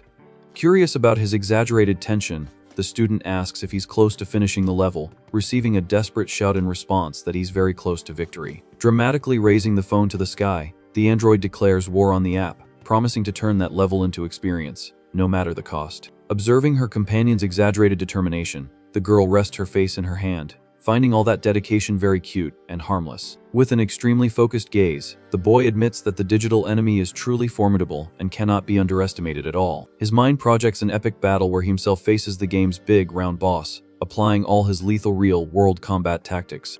Noticing the boy's growing tension, the human tells him to calm down, advising him not to rush, and to just focus on getting past that part peacefully. Breaking out in a cold sweat in front of the glowing screen, the boy murmurs that if he can survive this virus attack, he'll finally beat the level successfully. In a quick and precise move, he presses the final command on the digital display with his thumb. The precise action results in the defeat of the little purple monster, securing a hard-fought victory in the decisive match. A super colorful level, complete screen flashes on the phone, announcing the persistent player's absolute triumph. Still not believing his own unprecedented achievement, the protagonist looks up in amazement, asking if he really managed to beat the machine. Clapping with sincere joy, the student congratulates her friend for finally finishing the difficult game. A proud and very satisfied smile takes over the boy's face as he savors the new feeling of accomplishment in a video game. Taking the device back, the young woman jokes about her own superior skills in the app and warns that their game time has already hit the 1-hour mark. Pointing to the illuminated horizon, she alerts him that the sun is almost setting, leaving the android completely astonished at how quickly time flew by. Apologizing for getting too carried away with the cell phone, the boy does a long stretch while his partner questions what he usually does for fun in his day-to-day life. Walking side by side over the rocks of the isolated coast, she tries to be more specific and asks if he has any kind of hobby besides hunting monsters. With a distant and reflective look, the protagonist confesses that he never stopped to think about it, because since he was created, his only occupation has always been fighting. An old and painful memory surfaces, showing the young man in the midst of a violent battle inside a burning laboratory to protect his beloved professor. In this quick flashback, the boy delivers a crushing punch against a colossal beast, fighting with all his might to prevent the enemy from advancing. Returning to the grim present, he explains that after the destruction of humanity, he spent all his time wandering alone through the desert in search of survivors. Observing the vast landscape from the coastal hill, the android finishes his sentence by stating that this was his grueling routine until the day he finally found Seina. Moved by the extreme loneliness the boy faced for so long, the girl adjusts her wind-blown hair and laments how difficult it must have been to live that way. Staring at the vastness of the clear sky, the boy agrees with her statement, but implies that things have finally changed for the better. Turning his face with a very sincere smile, he declares he's genuinely happy now, simply because the human is there keeping him company. The purity of those words hits the student hard, making her face blush violently in embarrassment. Completely breaking the cute mood, the boy runs ahead excitedly and calls for his partner to hurry back to the base. Walking right behind him, the young woman lets out a soft sigh, amused at how her partner can be so direct without realizing the romantic impact of his own words.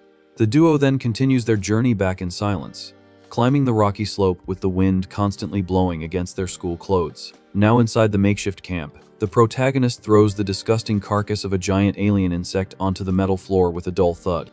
The effort of the walk and the adventure finally take their toll, making the girl's stomach rumble loudly, revealing she's starving again. Hearing the unmistakable noise echo through the room, the young man turns his head in surprise and innocently asks if his companion wants something to eat. Annoyed by the embarrassing situation, the student points a finger, yelling that it's all his fault she's hungry because he got addicted to the little game and delayed their return. Feeling guilty for his own carelessness, the android looks away with a sweat drop on his face, calmly admitting that the human is absolutely right in her complaint. Pounding his fist into his palm to show he's on it, he takes responsibility and announces he'll prepare the meal immediately to make up for his mistake. A dark image of those disgusting alien recipes flashes in the young woman's mind, making her turn pale with horror and immediately refuse the offer of that feast. Desperate to avoid the worst-case culinary scenario, she raises her hand, asking him to stop what he was doing, which gets the attention of the boy, who was already holding a huge insect leg. Hesitating for a brief second with a finger on her chin, the girl tries to formulate a brave proposal that will save her stomach from that space junk. With her eyes shining with sudden determination, she places a hand on her chest and announces loud and clear that she would be taking over the kitchen this time to cook for both of them. Taking charge of the situation, the human fills with pride while her companion just watches her carry that piece of dead creature on her back towards the kitchen. Reflecting to herself, the student deduces that if she applies common culinary techniques from her era, even that bizarre alien meat might taste edible. Observing the monstrous carcass hanging over his shoulder, the girl mentally murmurs that she would love to have normal Earth ingredients available, so she wouldn't have to take so many health risks. In a moment of quick hope, she turns her head and questions her companion if by some miracle he had anything other than those exotic meats in stock. Maintaining his usual calm and unshackable demeanor, the protagonist simply replies that he does have other types of food, surprising his partner.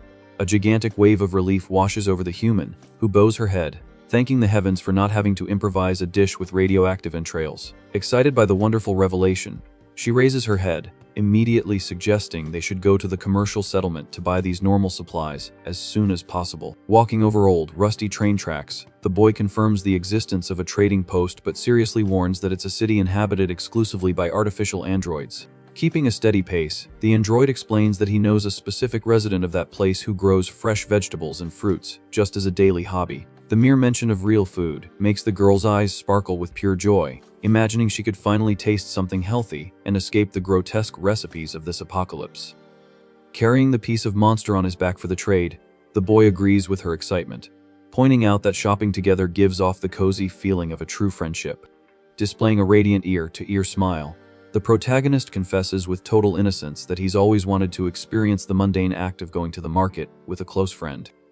The absurd frankness of the declaration makes the student blush, and she grumbles in embarrassment about how her partner can say such needy things with such a pure expression of happiness. Soon after the long walk, the enormous android city appears majestically on the horizon, revealing a colossal metal tower full of windows, erected in the middle of the inhospitable and dusty land. Staring at the impressive magnitude of the cylindrical structure, the young woman lifts her head, completely amazed by the engineering of this gigantic futuristic refuge. Assuming an alert posture, the boy instructs his partner to maintain a perfect disguise, and act coldly like any other machine to avoid revealing her human identity to the dangerous residents. With a drop of evident tension on her face, the human hesitantly questions if the disguise is really necessary, even while walking right next to his infallible protection. Closing his eyes with an ironic smile of acceptance, he justifies the bizarre request by stating that his reputation among his own kind is that of a total lone weirdo. Putting the pieces of that revelation together, the girl makes a hilarious face of boredom, instantly understanding that this eccentric personality was the obvious reason he had no friends.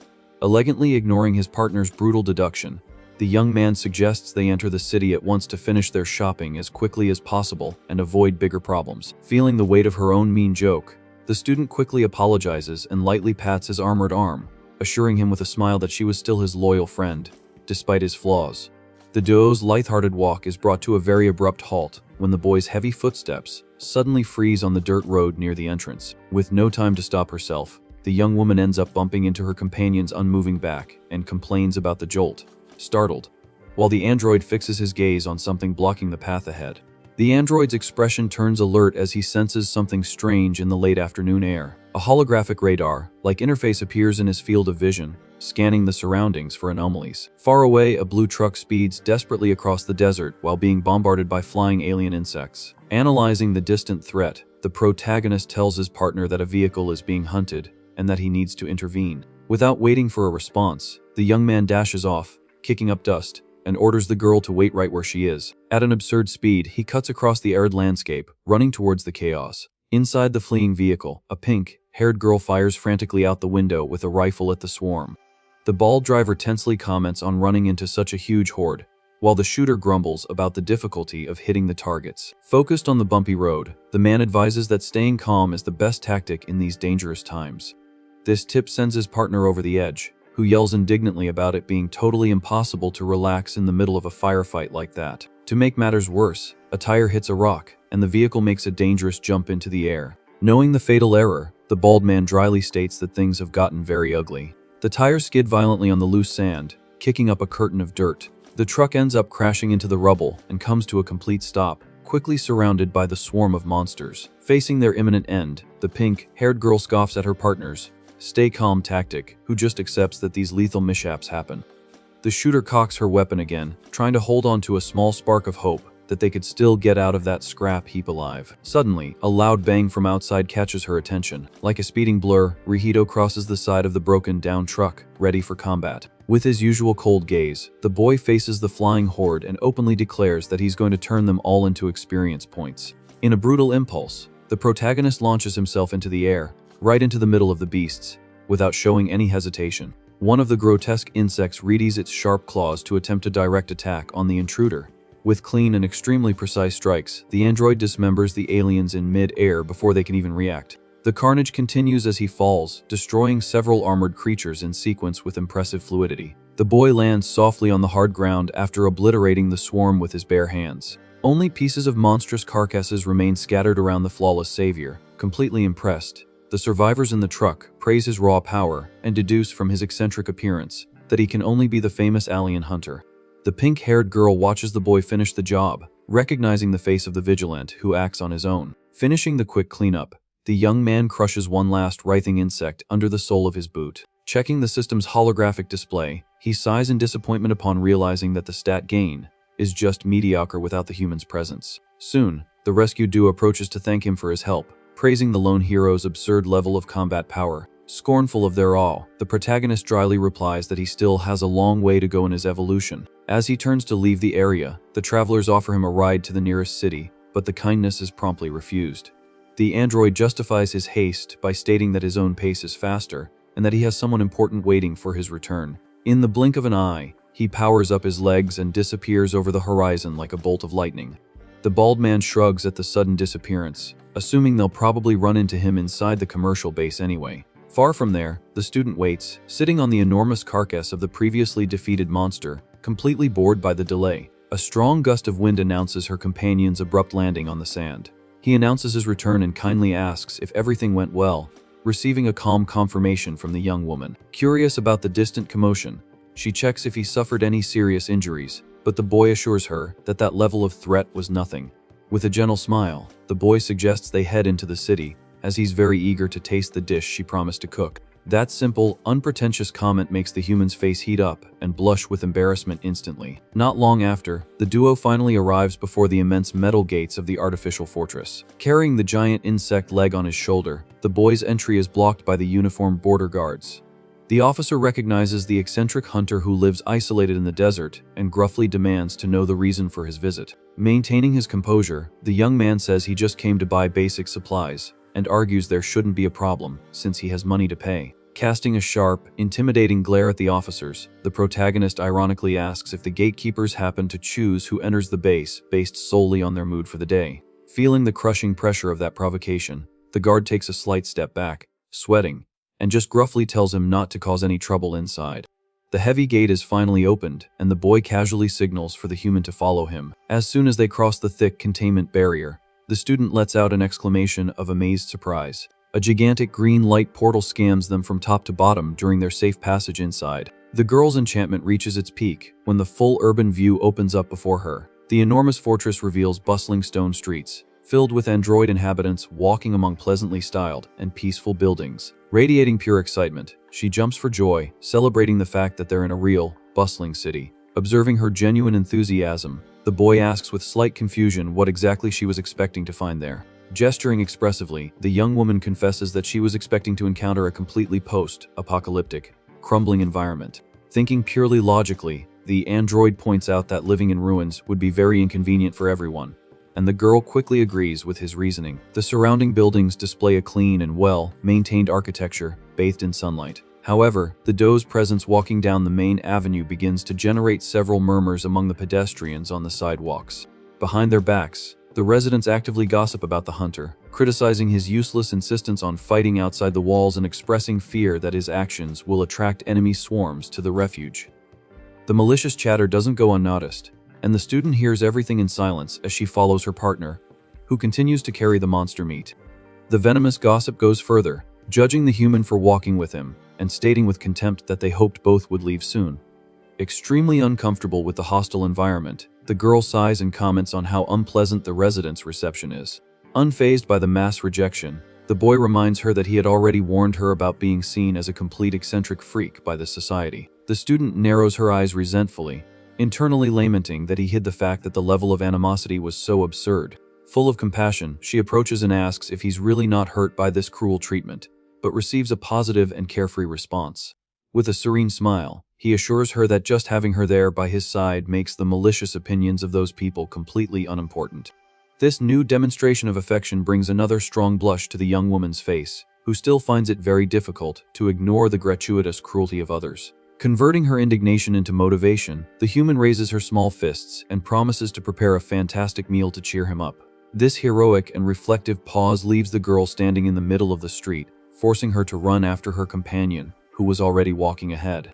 Following through the commercial center, the duo finally reaches the colorful wooden stalls of the local market. The young woman's eyes shine with pure admiration and relief upon seeing with her own eyes that there really are fresh vegetables being sold in the apocalypse. In ecstasy, she turns and begs her partner to buy all those wonderful things at once. Taking the exaggeration into account, the boy gently denies the absurd idea of taking everything but offers to help her carefully select the best ingredients. After a meticulous selection, the vendor in a cap puts the potatoes and fresh fruits in a bag for them. To cap off the service, the vendor announces the price, charging the astronomical sum of 10,000 yen for the basic groceries. Seina is startled by the high price charged for the ingredients and questions if it isn't a bit too expensive, shocked by the absurd cost of the groceries. The vendor justifies the price by stating that with aliens loose in the world, harvesting has become a very difficult and dangerous job. Despite understanding the logic, the girl still thinks the price is a ripoff and calls for her companion to handle the situation. Holding a few gold coins in his hands, the boy coldly states that the money he has isn't enough to pay the debt. Without hesitation and demonstrating quick thinking, the protagonist offers the immense monster carcass he was carrying as a trade for the vegetables. Evaluating the unusual proposal, the vendor accepts the deal without batting an eye, aiming for a profit on the fresh beast meat. The young man, however, demands in a threatening tone that the merchant give something of good quality as change, leaving the man visibly sweating under the intimidating pressure. Completely frightened by the presence of the famous hunter, the vendor hands over a bag full of extra vegetables, while hastily agreeing to the demand to avoid conflict. The duo then walks away from the market stall, calmly strolling along the illuminated sidewalks of the artificial city. Carrying the heavy groceries, the student points out indignantly that the deal was clearly unfair and that the vendor was blatantly taking advantage of him. With his usual unshakable calm, the android simply agrees that it was probably true. Not accepting his lack of action, she demands to know why he didn't complain about the exploitation at the time. He calmly explains that complaining wouldn't have helped and that the situation would have gotten much worse if those guards found out about a human being there. He then changes the subject, suggesting they head back to the base, as he can't wait to taste her cooking. Letting out a long sigh of resignation, the young woman accepts his well-founded excuse and promises to prepare a dish worthy of the absurd price they just paid. At that exact moment, a loud voice echoes down the main avenue, calling for the alien hunter and attracting the attention of the two. They come face to face with the pink-haired girl and the bald driver they had rescued earlier in the desert, waving very friendly in the middle of the street. Maintaining his defensive posture and suspicious gaze towards strangers, the protagonist gruffly asks what the duo wants with him. With a wide smile and her hands raised in a gesture of peace, the pink-haired girl asks the hero not to be so defensive, assuring him they only came to thank him properly for his help. The android immediately refuses the gratitude, stating there's no need for rewards. However, the bald man insists, handing him a small yellow box and begging him to just accept the gift graciously. The driver justifies his action by claiming that repaying favors is their absolute rule, and threatens to follow him all over the city until he accepts the package. Worn down by the extremely annoying insistence, the young man sighs and takes the box. Satisfied with the completed delivery, the travelers say goodbye, announcing they'll be in the city for a while. They make it clear that the hero can look for them if he needs any special supplies in the future and depart, waving. Observing the mysterious box in his hands, the boy wonders what just happened. The student comments that she found the duo quite friendly and asks with great curiosity what he got. The package reveals a valuable box of curry cubes, making the human jump for joy at the incredible opportunity to prepare that nostalgic dish. Staring at the peculiar ingredient with doubt, the protagonist confesses he's never eaten curry in his life and asks if it really tastes good. Full of confidence, the young woman guarantees that this recipe never disappoints and is incredibly delicious. The boy gets excited and demands she cook exactly that for dinner, a plan the human immediately accepts with a smile. The orange sunset already dominates the melancholic sky when the duo finally returns to the ruins of the hunter's isolated base in the middle of the desert. Upon opening the camp door, they are met with enormous piles of accumulated trash bags and dozens of filthy pans scattered in the corners of the room. An aura of demonic fury envelops the student's entire body as she screams, demanding to know the meaning of this disgusting mess. Cornered and sweating, the android stammers that he's been very busy and almost never home lately. Not accepting any excuses, she hysterically points to the overflowing sink and yells that leaving dirty dishes and accumulated trash like that is unacceptable for any civilized person. Trying to appease the furious beast, he nonchalantly raises his hand, swearing on everything that he was planning to clean that pigsty later. The flimsy excuse only infuriates the girl further, who points a finger in her companion's face, openly accusing him of being a chronic procrastinator. She warns that it's impossible to clean a dump like this, and orders him to clean the utensils as soon as he's done using them. Completely scared by his partner's monumental lecture, the young man backs away, raising both hands in a sign of absolute surrender, and quickly agreeing to the dictatorial order. Satisfied with the boy's blind obedience, the young woman firmly ties a bandana around her head and declares that the great base cleanup will begin at that very moment. The pair of companions put on white aprons and begin to wash the enormous pile of accumulated dishes in the kitchen sink, working in perfect sync. Soon after, the hard work continues with the two of them carrying countless black trash bags out of the military facility. While the android collects the rest of the packaging from the floor, the human vigorously mops the metal floor of the long, dark corridor. Wiping the sweat from her exhausted face, the girl announces with relief that the kitchen is finally spotless. She observes the shining countertop and ironically remarks, completely surprised, that the table was actually a very light color hidden under the heavy grime. The protagonist breaks the cheerful mood by gently pointing to a small, bleeding cut on the tip of her finger. Observing the cut with some delay, the young woman agrees in surprise and wonders where she managed to get hurt during the cleanup. Worried about the human's fragile health, the boy takes her hand with extreme firmness, announcing he will treat the wound immediately. The girl shrinks back, asking him to wait, totally startled by his swift action. To perform the proper procedure, the young man quickly fetches his first aid kit, equipped with small tools and medical supplies. Finishing securing the bandage with a small piece of tape, he notices his partner's expression and innocently asks why her face is suddenly so red. Completely embarrassed by the boy's unusual proximity, The student turns her face away, stammering that it's absolutely nothing.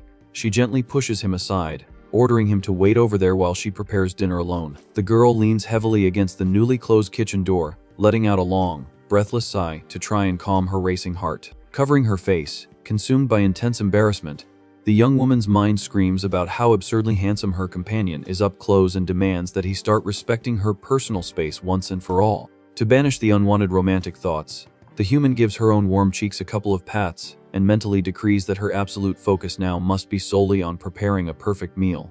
The real magic in the kitchen begins with the meats and ingredients being sliced with extreme precision and sautéed in a hot pan, which soon fills the room with a delicious and unmistakable aroma.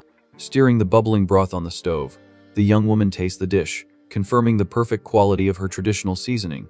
She silently celebrates finding emergency rice hidden in the previous mess, as eating curry without rice would be a tremendous waste of that fantastic flavor. Full of pride in her own culinary masterpiece, the student appears at the entrance of the room holding 2 steaming plates with a radiant smile and announces loudly that the meal is finally ready. The protagonist's eyes shine intensely, filled with stars, as he witnesses the beautiful presentation and irresistible aroma of that exotic human dish served before him.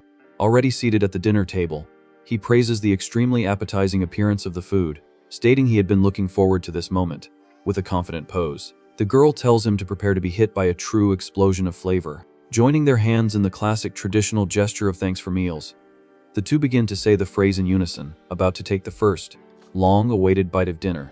However, a mysterious flash of blue light cuts through the android's bionic vision, and his eyes widen in astonishment as he perceives the sudden anomaly forming in the room. The merciless magical glow completely swallows the human before she can touch her silverware, and the girl lets out a confused murmur as she's violently pulled by the temporal flux straight through the facility's ceiling. The dizzying teleportation ends abruptly, leaving the student sprawled on her own bed in the past, consumed by a prolonged, silent shock. Observing the contours of her dark room, bathed only by the light of a street lamp, the young woman states with a clear tone of sadness that she was really sent back to her normal time. Collapsing backward onto the soft mattress in an act of pure frustration, she flails her arms, bitterly complaining that she didn't even get a fair chance to taste her own food after all that cleaning work. Raising her hand towards the ceiling, the young woman stares intently at the small white bandage on her finger and melancholically deduces that this physical wound proves that none of it was just a delusion of her mind. With her brain working a mile a minute, the girl harshly blames herself for not gathering almost any useful information during her trip to the market and desperately wonders how she could prevent that chaotic future from becoming a reality. A frightening and logical thought hits her line of reasoning like a punch, making the student's eyes widen in terror as she connects the dangerous pieces of this complex temporal paradox. Her mind is invaded by the image of her partner frozen before the food on the lonely table in the future, raising the cruel question of what would happen to Rihito's very existence if she changed the past and prevented the war. The narrative abandons the young woman's dilemma and cuts abruptly to a gigantic alien obelisk glowing menacingly in shades of neon purple under the dark sky of the ruined future.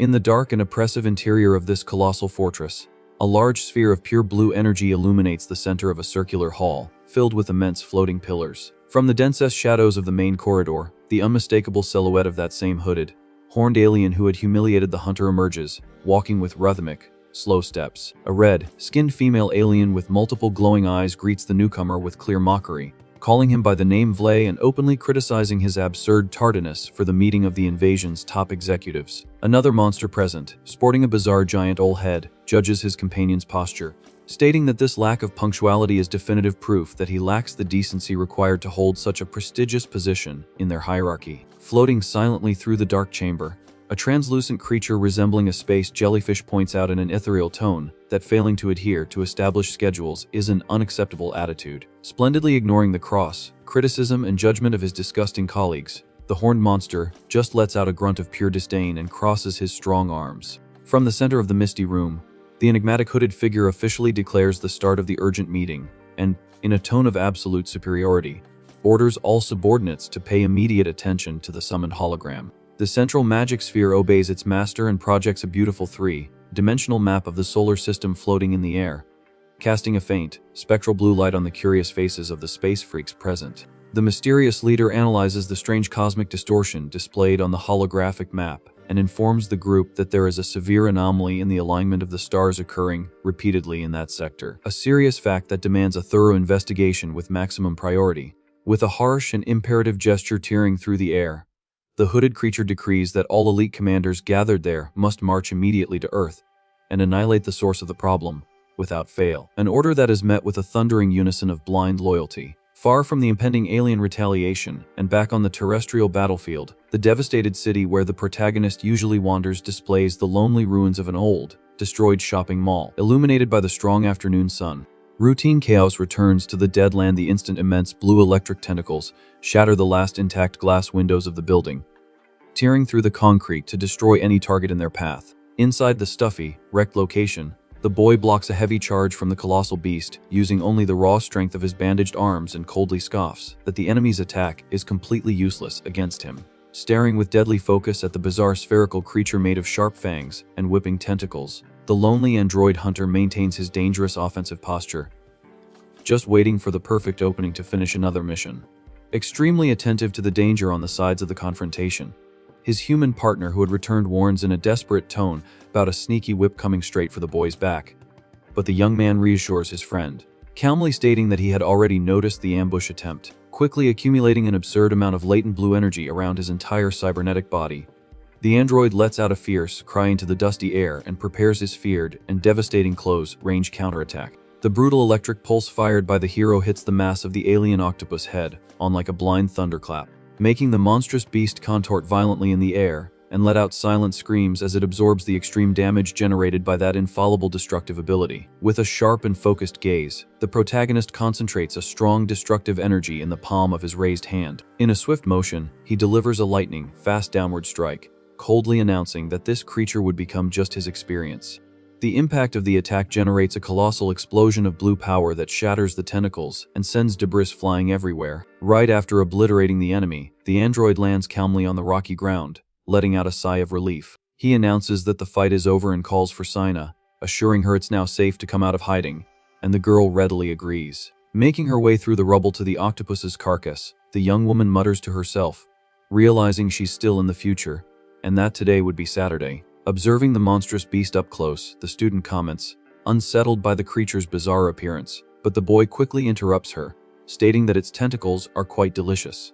The culinary revelation leaves the human indignant, questioning if he really took her to that dangerous place just to hunt for food, and receives confirmation that he only wanted to offer her something tasty.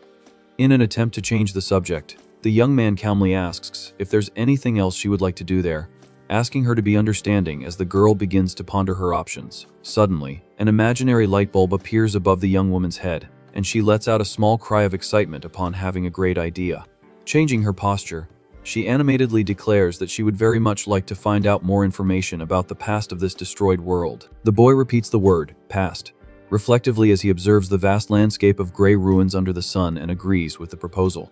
With a serious expression, the student elaborates that she needs to understand how the invasion began, the impact of the meteor, and the details about Ryuto's own creation to better comprehend this reality. Very enthusiastically, she grabs her partner's arm, demanding specific data like the government's actions at the time and historical records. But the boy reminds her that he had already explained the basics before. With an awkward smile, the android puts a hand on his head and confesses that he can't help much with this search, as all his knowledge of that era is limited to what his professor taught him. Full of hope, the young woman points a finger and questions if there might be some files stored at his base. But the boy dashes her expectations, saying there's very little information left there. Faced with that negative response, the girl lowers her head, letting out a disappointed sigh like someone who just lost their only clue. The protagonist looks down thoughtfully for a brief moment, until a memory hits him, and he murmurs that there might be an alternative. With a calm posture, the android informs her that he probably knows a specific place capable of granting her wish for knowledge. Completely euphoric, the student moves forward and grabs her companion's clothes tightly, asking with shining eyes if he was serious. The abrupt movement catches the boy by surprise, making him recoil a bit as he confirms her statement, stuttering slightly. He then explains the existence of a huge data center known as the Central Information Library, which stores old records. Without wasting a single second, the human is already running ahead, claiming that since their time is short, they need to get there immediately, forcing her partner to ask her to wait. During the short run, the young woman insists she can't waste time standing around while the boy gestures, trying to curb her absurd haste. Finally stopping, she looks back and listens to the young man explain that the library is very far away, and they wouldn't make it if they set off so recklessly, making her question the exact distance. With a hand on his chin, the android projects a mental map and calculates that the destination is about 100 kilometers away, leaving the girl disheartened to realize the journey would take an eternity on foot. Very determined, she clenches her fists and argues that if they keep moving forward without giving up, they'll eventually reach the place. With a slightly more serious look, the boy warns that the long distance would be the least of their problems, and she apprehensively realizes that the situation holds more dangers. He points to a destroyed staircase and suggests they go up to the building's roof to show her the reality, and the human just repeats the order, somewhat confused. The duo walks through the dark corridors until they stop in front of an old green metal door at the end of the path. With a firm push, the hunter opens the heavy door, giving access to the external rooftop area. An extremely strong gust of wind hits them the moment they step out, making the student shield her face with her arm and complain about the wind. Near the edge of the building, the boy points a finger at the sky, and his partner approaches, questioning the reason for this demonstration. While holding her hair, tousled by the wind, the girl agrees to observe the landscape while the boy maintains a very serious expression. The view from up high reveals the vastness of the ruined metropolis stretching to the horizon under the sunny sky. After scanning the area with her eyes, the young woman turns her face in confusion, claiming to see absolutely nothing abnormal, but the android instructs her to keep looking carefully. A few seconds later, the girl's expression changes drastically, and she lets out a sound of pure astonishment upon finally noticing the anomaly. Far in the distance, floating silently above the destroyed buildings, was a strange alien silhouette hovering in the air. Faced with the colossal, cocoon-shaped creature, the human stammers in terror, asking what that was, and the protagonist coldly replies that it's a Leviathan-class monster. Overcome by dread, the student murmurs that the situation looks terrible, and soon apprehensively deduces the true meaning of that obstacle being there. Without beating around the bush, the boy confirms the worst-case scenario, revealing that the library is located exactly under that flying aberration's territory, making the girl grumble that this must be some kind of sick joke. To worsen her despair, her companion points his finger and warns that even if they managed to avoid the giant monster, they would still have to deal with another major problem on the way. The young man describes that the route requires crossing a mineral cave infested with human, devouring aliens, causing the student to drop to her knees, whimpering that the mission is impossible. In a quick burst of hope, she looks up with a smile and theorizes that if they had a fast vehicle, they could survive the journey. But the illusion dies instantly when the boy denies having any transportation. Completely frustrated by the lack of resources, the human yells in annoyance that the trip is then truly useless, leaving her partner somewhat startled by the burst of anger. Under the threatening shadow of the floating monster, the girl raises her hands in despair, questioning what the solution to this gigantic impasse could be. Away from the rooftop edge, the young woman walks with her head down, letting out a heavy sigh at needing transportation just to visit a simple library. During their descent, the boy explains that the vast majority of civilian and military vehicles were annihilated in the first wave of the alien invasion, while his partner asks if absolutely nothing was left intact. The surrounding cityscape corroborates his story, displaying only rusty carcasses of tanks and cars crushed by the power of the beasts. In an attempt to work around the problem, the student flashes a cheerful smile and suggests that if the cars are just broken, they could simply fix one of them. Standing amidst the scrap heaps, she directly asks if the hunter could perform this repair, but the boy retorts in confusion, saying he doesn't know how to do that. Very calmly, the protagonist points out an obvious fact, reminding his partner that he is an android manufactured exclusively for combat. With an extremely serious and robotic expression, he declares he has no vehicle mechanic functions installed in his system. The honest and dry response hits the girl hard, making her let out a groan of pure bewilderment at this technical limitation. Very proud of his own incompetence, the young man beats his chest, guaranteeing that even if they had all the new parts, he would still be incapable of fixing the engine, causing an indignant scream from the human. Sometime later, the duo returns to the comfort of the base's room, where the student throws herself on the couch, deep in thought, while her partner remains standing.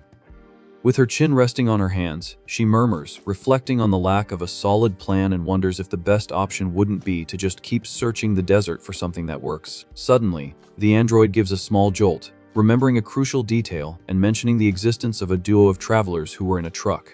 The girl repeats the information and soon connects the dots, realizing that because they saved those two's lives earlier, they now had a debt of gratitude to collect. Excited by the possibility of using the favor to her advantage, The young woman suggests they use this argument to convince the travelers to give them a safe ride in their truck. The android closes his eyes with a clear expression of disgust, remembering the scandalous encounter he had with the pair of travelers on the city street. Noticing the drastic change in her companion's mood, the student asks with concern if there's something wrong with her idea. In an attempt to hide his irritation, the boy denies the discomfort and decides they should head to the commercial city immediately, as the two might still be there. The young woman just observes the boy's strange reaction in silence, trusting her intuition that he was hiding something. Standing at the base's exit, the protagonist calls for his partner, asking if she's not coming with him, and the girl quickly gets up, confirming their departure. The walk back through the arid ruins takes place in a tense atmosphere, with the hunter remaining in a deep and reflective silence. Bothered by the lack of conversation, the student breaks the ice, questioning why he seems to dislike that rescued duo so much. Without slowing his pace, the boy reveals that those people are known as Scavengers, making the human repeat the word, not understanding its exact meaning. To clarify the situation, he explains that scavengers are groups of opportunists who search the dead ruins to unearth ancient human artifacts and sell them for profit. Under the scorching desert sun, the young woman asks what the big deal is, and the boy replies that his issue isn't personal dislike, but a matter of safety. Abruptly stopping, he points a finger and warns that these scavengers are crazy people who willingly enter extremely lethal ruins, and advises that if she gets involved with their kind, she could end up risking her life. With a comical and annoyed expression, the young man insists he's not in a bad mood, but the girl immediately retorts that his dissatisfaction is written all over his face. Blushing with embarrassment at being found out, the android again denies his irritation while the human just smiles ironically, accepting his flimsy excuse. Not missing the opportunity, the student slyly approaches and points a finger in her companion's face, accusing him of being just as weird as the scavengers. The provocation hits the protagonist's weak spot, and he recoils indignantly, assuring her he's a perfectly normal person. But the girl gets the last word, yelling that he is indeed very strange.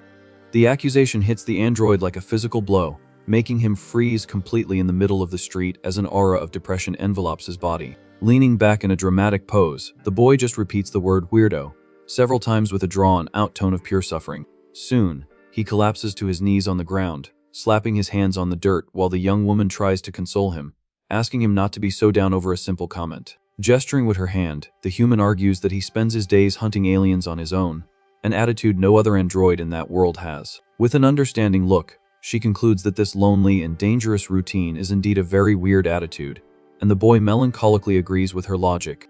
With a gentle smile, the girl states that they are both weirdos in this situation, so he didn't need to worry so much about others' labels. Suddenly, the hunter's expression changes to pure terror, and he screams desperately for his companion to get down, advancing at a frightening speed. In an immediate reflex, the protagonist grabs the student in his arms and leaps away, narrowly escaping the sharp claws of a winged monster that dove from the sky. The beast's swooping attack fails miserably, kicking up dust and destroying part of the rubble, while the young man lands safely with the girl. Staring at the enormous blue crystalline bird, the android recognizes the species as an arev and confusedly questions what that monster was doing there.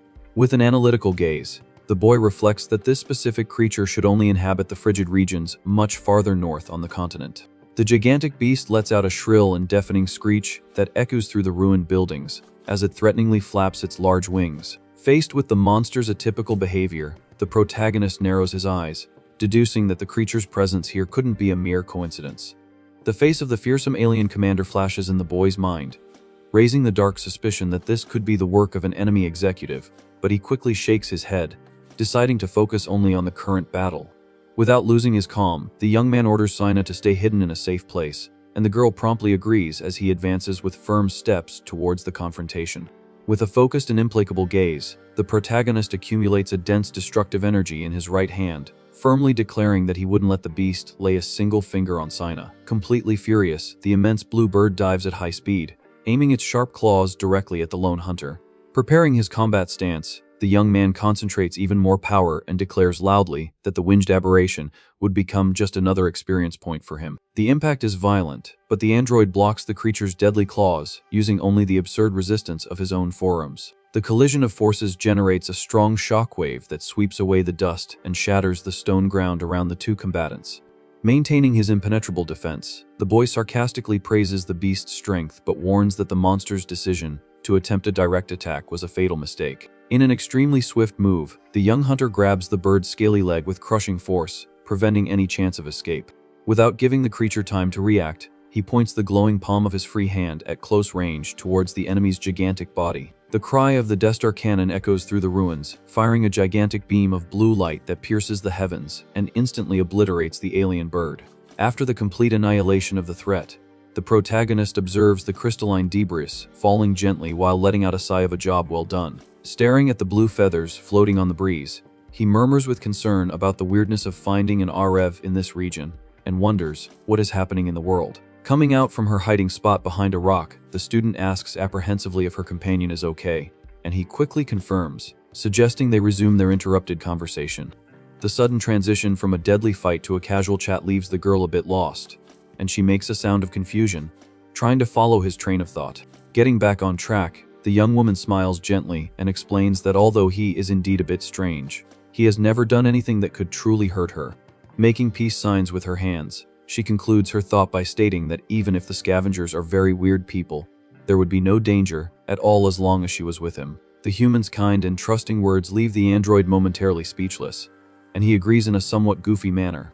Excited, the student grabs the hunter's arm, pulling him forward and quickening her pace, arguing that their time to find the Scavengers was short. As he's being pulled, the boy observes his own hand, recalling the sensation of having her there, walking beside him, and murmurs the word, "together," thoughtfully. With his gaze fixed on his own palm, the young man reflects that he understands the situation purely logically, but feels completely lost trying to decipher the warm feeling filling his chest.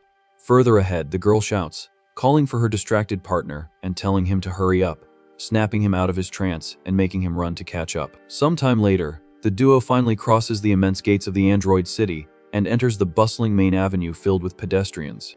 Walking through the center, the student assumes a closed-off and annoyed expression, maintaining a very threatening silence. Noticing the clear change in his partner's mood, the protagonist calmly and innocently asks if something had upset her. Turning her face away in a huff, the young woman vehemently denies being angry, but the boy points out with his usual sincerity that her bad mood was extremely obvious. In the girl's mind, the mocking voices of the entrance guards echo like an irritating reminder of how they ridiculed the hunter without any shame while he just ignored the insults. Pressing her lips together, the human confesses that witnessing those people treating her friend that way made her very uncomfortable. The boy tries to smooth things over with a calm smile, asking her not to worry because he didn't care, but the young woman immediately retorts, yelling that it was precisely his passivity that bothered her. Exasperated, the girl points a finger, accusing him of being the one to blame for never defending himself against others' insults, making the boy break into a cold sweat and desperately try to change the subject by remembering their mission to find the Scavengers. Seizing the opportunity, the student starts running excitedly down the street again, shouting for them to hurry, while her companion sighs in relief that she changed the subject so quickly. The duo then delves into the crowd of the bustling market under the afternoon sun, rushing to try and track down the blue truck. Standing in the middle of the flow of pedestrians, the girl observes the tall buildings around and questions where they should start their search, as the city was surprisingly immense. The android honestly replies that he doesn't know the place very well either, and suggests that the most logical alternative would be to ask the residents for information. As he analyzes the vicinity, he notices the looks of aversion and fear everyone gives him, shrinking back and murmuring melancholically that it wouldn't work. Noticing the general revulsion of the crowd, the human agrees with a sigh that trying to interact peacefully with the residents seemed like an almost impossible task. Determined not to lose optimism, the student raises her fists excitedly and decides that the best strategy is to simply search for their targets by walking all over the base, and the boy accepts the idea right away. From that moment, the duo begins an intense exploration, checking shops, observing bright display windows, and examining every bustling corner of the futuristic metropolis.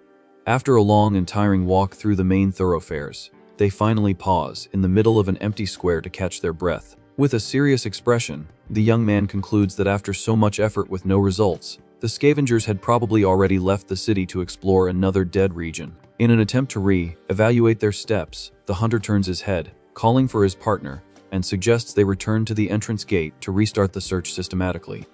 The only response to the boy's call is silence and the wind blowing on the paved street, revealing that the young woman had vanished from his side. Shock is plastered on the protagonist's face as he freezes in place and murmurs, completely terrified at the possibility of them having gotten separated in the middle of that urban confusion. Panic takes over the boy's actions, and he breaks into a desperate run through the city's corridors, shouting Seina's name at the top of his lungs. Far away, the girl displays an expression laden with pure desperation and regret. The student states out loud that she's completely lost as she anxiously observes the suspicious inhabitants and dark alleys of a poor area of the refuge. Hiding near some barrels, she mentally scolds herself for letting her curiosity get the better of her and leading her to such a rough ghetto, and is soon startled by the sudden approach of a bizarre mounted on a robotic horse. Trying to stay invisible, the young woman covers her mouth with her hands, breathing quietly and praying not to be noticed by the strange people in the dark alley.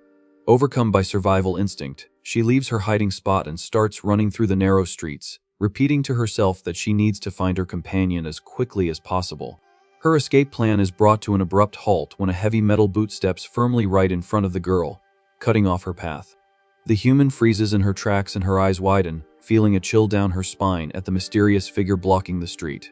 Two delinquent androids with sadistic smiles on their faces surround the student, and their leader invites her with a slimy tone to have some fun with them. Cornered against a dirty wall, the student trembles with fear, wondering who these lunatics are and desperately searching for an escape route. Turning her head to avoid eye contact, she refuses the bizarre invitation, stammering that she has an important appointment to attend. Ignoring her refusal, the thug moves forward and grabs the young woman's wrist with extreme aggression, telling her not to be so cold, which elicits a sharp scream of surprise from his victim.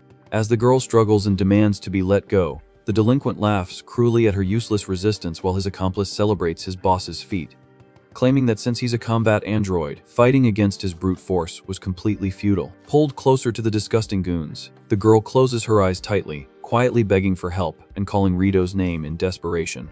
The answer to the young woman's prayers comes with the sound of fast footsteps, leaping against the high walls of the dark ghetto. In a swift dive, the pink-haired shooter they had rescued earlier delivers a violent flying kick straight to the delinquent leader's face.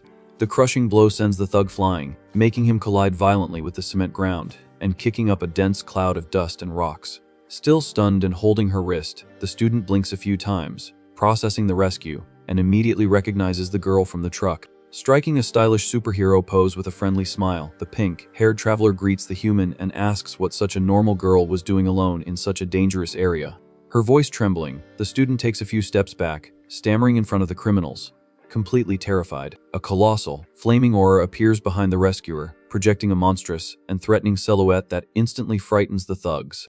The human girl desperately warns the pink-haired girl to watch out for the enemy's imminent attack. On the stone ground, the kneeling delinquent grinds his teeth in pure fury while his partner prepares a lethal electric charge. Enveloped in intense yellow lightning, the shooter's partner charges forward and grabs the thug's head, declaring in a brutal tone that he would pay for daring to attack them like that.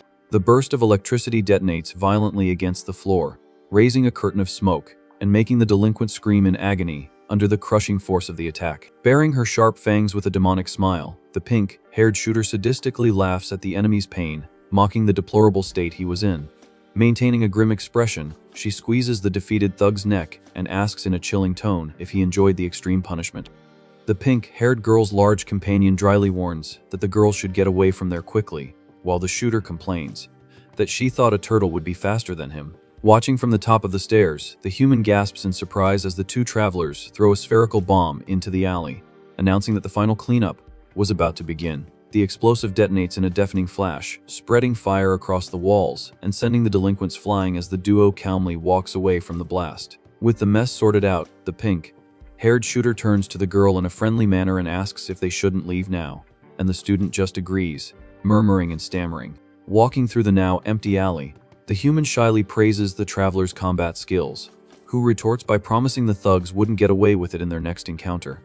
Far from that chaotic ghetto, the narrative cuts to her hunter partner, walking hurriedly through the nervous center of commerce, searching for Seina with a racing heart. In the middle of the dense android crowd, the young man looks around anxiously, quietly repeating the girl's name, trying to spot her somewhere on the avenue. Completely focused on his search, the protagonist ends up bumping violently into a very tall man with dark glasses and quickly apologizes without even looking properly at who he bumped into. Recognizing the young man's exhausted face, the bald giant calls him by his famous title, Alien Hunter, and then, with a sharp look, notes that he is indeed a scavenger. Maintaining a relaxed posture, the man observes the young man's distress and offers help, stating that he seems to be in a complicated mess, while the boy turns his tense face, still focused on his missing partner, Suspicious of a stranger's intentions, the hunter mutters under his breath with an expression of aversion, questioning himself if this grim-faced scavenger deserved a shred of trust. The thought of the real dangers the girl was facing in the dark streets speaks louder,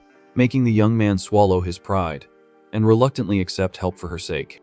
Hearing the short account, the man in glasses exhales a puff of cigarette smoke and seriously agrees that losing one's travel companion in this region was not a good situation at all. Intrigued by the gravity in his tone, the android asks what he meant by that, and the scavenger begins to explain about the factions that inhabited the city's periphery.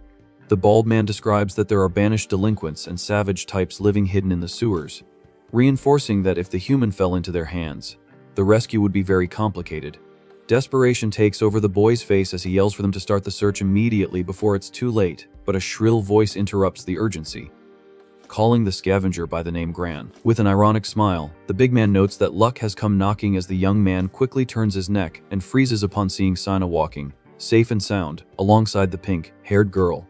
Embarrassed by her own disappearance, the student gives a sheepish smile, scratching the back of her neck, and offers a timid apology, announcing she was finally back. Relieved by the peaceful outcome of the confusion, the scavenger in glasses smirks and puts out his cigarette in an ashtray, noting that her desperate partner no longer needed his search services. Still in a state of shock, the protagonist's eyes widen as he stares at the human's figure, unable to process the profound relief that instantly flooded his body.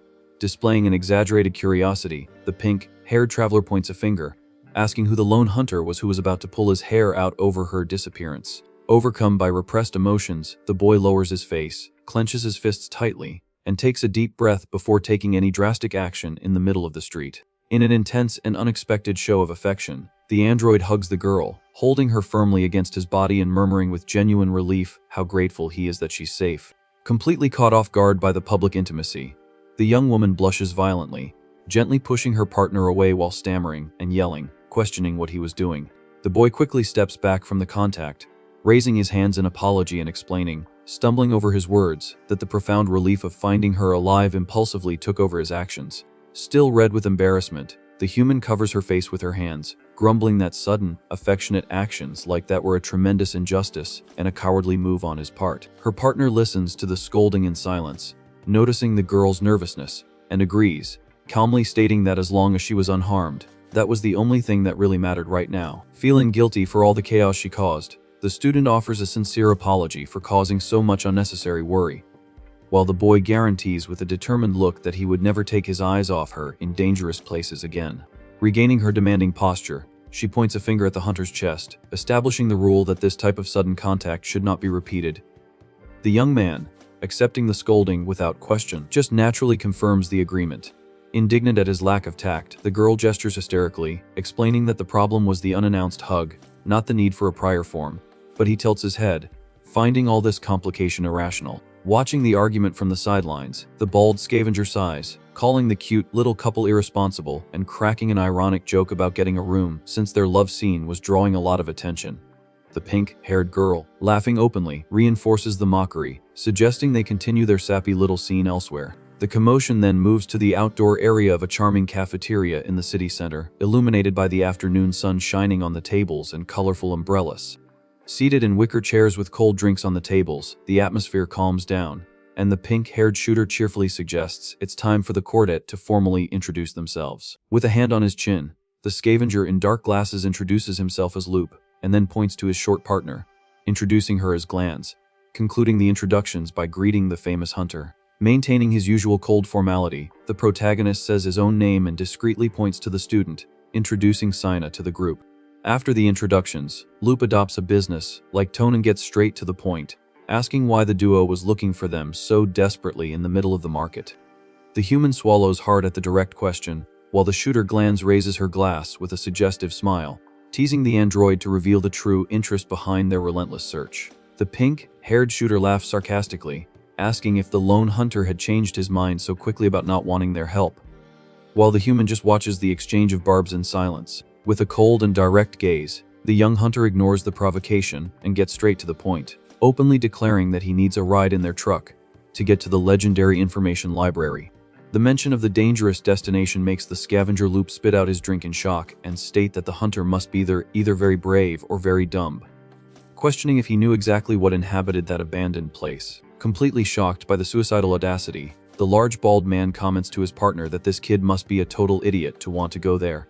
But the android crosses his arms, assuring them he was aware of all the risks and was still determined. Contradicting the logic of self-preservation, the pink-haired girl starts laughing hysterically, slamming the table, finding the situation hilarious, and deducing without proof that the human accompanying him must be just as crazy as he is. Confused by the Scavengers' exaggerated reaction, the student whispers close to her companion's shoulder, asking what was going on, and if they would agree to help or not. The memory of the monstrous silhouette flying over the dark library haunts the protagonist's mind, and he silently wonders why on Earth these treasure hunters would help them enter the lair of a powerful alien like the Leviathan. The answer comes with the shooter glands raising her arms, loudly celebrating that their motivation would be purely and simply financial profit, startling the young human with her sudden capitalist excitement. Noticing her blunder of shouting about money, the traveler gestures hastily, apologizing for her over-the-top emotion and tries to regain her composure while the duo of adventurers just stares at her, dumbfounded. Not understanding the financial logic, the girl shakes her head, questioning how they could profit from a ruined library full of hungry monsters. The comment hits the shooter's mercantile soul, and she points a finger to the sky, displaying a gigantic smile and celebrating that she was praying for someone to ask that exact question. In a dramatic monologue, Glands epically describes that rumors say the library holds priceless artifacts from the ancient world and treasures of the extinct humanity that are worth a true fortune in the hands of collectors. Cutting his partner's heroic smile short, Loop finishes the explanation very dryly, declaring that the place was practically the promised land for audacious scavengers. Annoyed by the interruption, the girl slams her hands on the table, demanding her partner stop ruining her narrative, while the man in glasses exhales smoke, laughing at her complete lack of emotional control. Tired of the endless jokes and focused only on the mission, the android clenches his fists, slams the table, and yells in an authoritarian tone, asking if they were going to give them the darn ride in the truck or not, immediately silencing the laughter.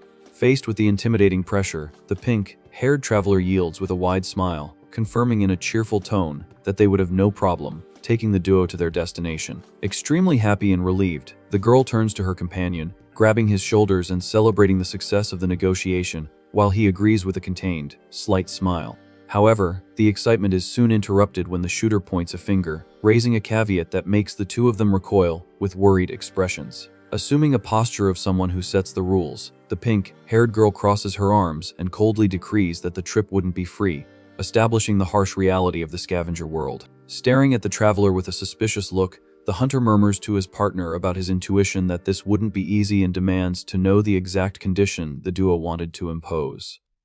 Loop advises the hunter not to give them that murderous look, stating that the terms were simple, while his companion pointed out that, for the great hero of the desert, it would be just a routine job. Already out of patience with the excessive mystery, the young man's face hardens, and he gives a direct, harsh order, demanding they spit out what the darn price of the deal was. Unfazed by the brutality, Glands smiles and raises her index finger, announcing that their condition boiled down to performing just one very simple task.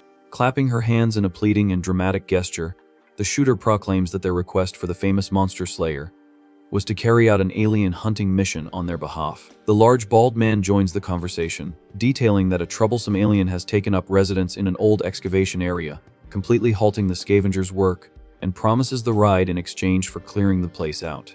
Whispering close to her companion's ear, the student apprehensively questions if he could handle the dangerous creature alone, as Loop's words indicated a very serious threat. Sporting unwavering confidence, the protagonist accepts the challenge immediately, calmly stating that no monster would be an impossible problem to take down if she was with him. The declaration sounds like a direct pick-up line, making the young woman's face explode in shades of red, and let out a strangled sound of embarrassment as she tries to hide under the confused gazes of the scavengers. With a confident smile on her face, the shooter turns her back, accepting the sealed deal, and points out in a threatening tone that she expected a clean and flawless job from him. In a brusque movement, the hunter gets his face aggressively close to hers, declaring that the feeling was mutual and lethally threatening that if they broke their word and betrayed them in an alien minefield, the punishment would be much more than just a warning. The hunter's menacing and murderous aura sends shivers down the shooter's spine, and she, sweating, stammers that not telling lies has always been her life's motto. Maintaining his imposing, unblinking posture, the android just glares at the travelers, ensuring that he expected that promise to be truly kept if they wanted to live. Watching the blatant intimidation, The girl and the bald scavenger just exchange confused and slightly scared looks at the aggressiveness of this newly formed pact. To break the tense and deadly mood, the pink-haired young woman raises her arm, shouting in celebration that the deal was officially sealed and calling for everyone to leave immediately. The group then leaves the cafeteria table and walks side by side through the paved streets until they reach a parking lot behind a building where several large vehicles are resting. Standing proudly in front of a shiny blue car, the shooter strikes a showy pose and announces that this modest model would be their transport for the journey. Completely admiring the car's impeccable condition, the student clasps her hands, quietly praising the vehicle's quality, while the hunter observes the scene in silence with his arms crossed.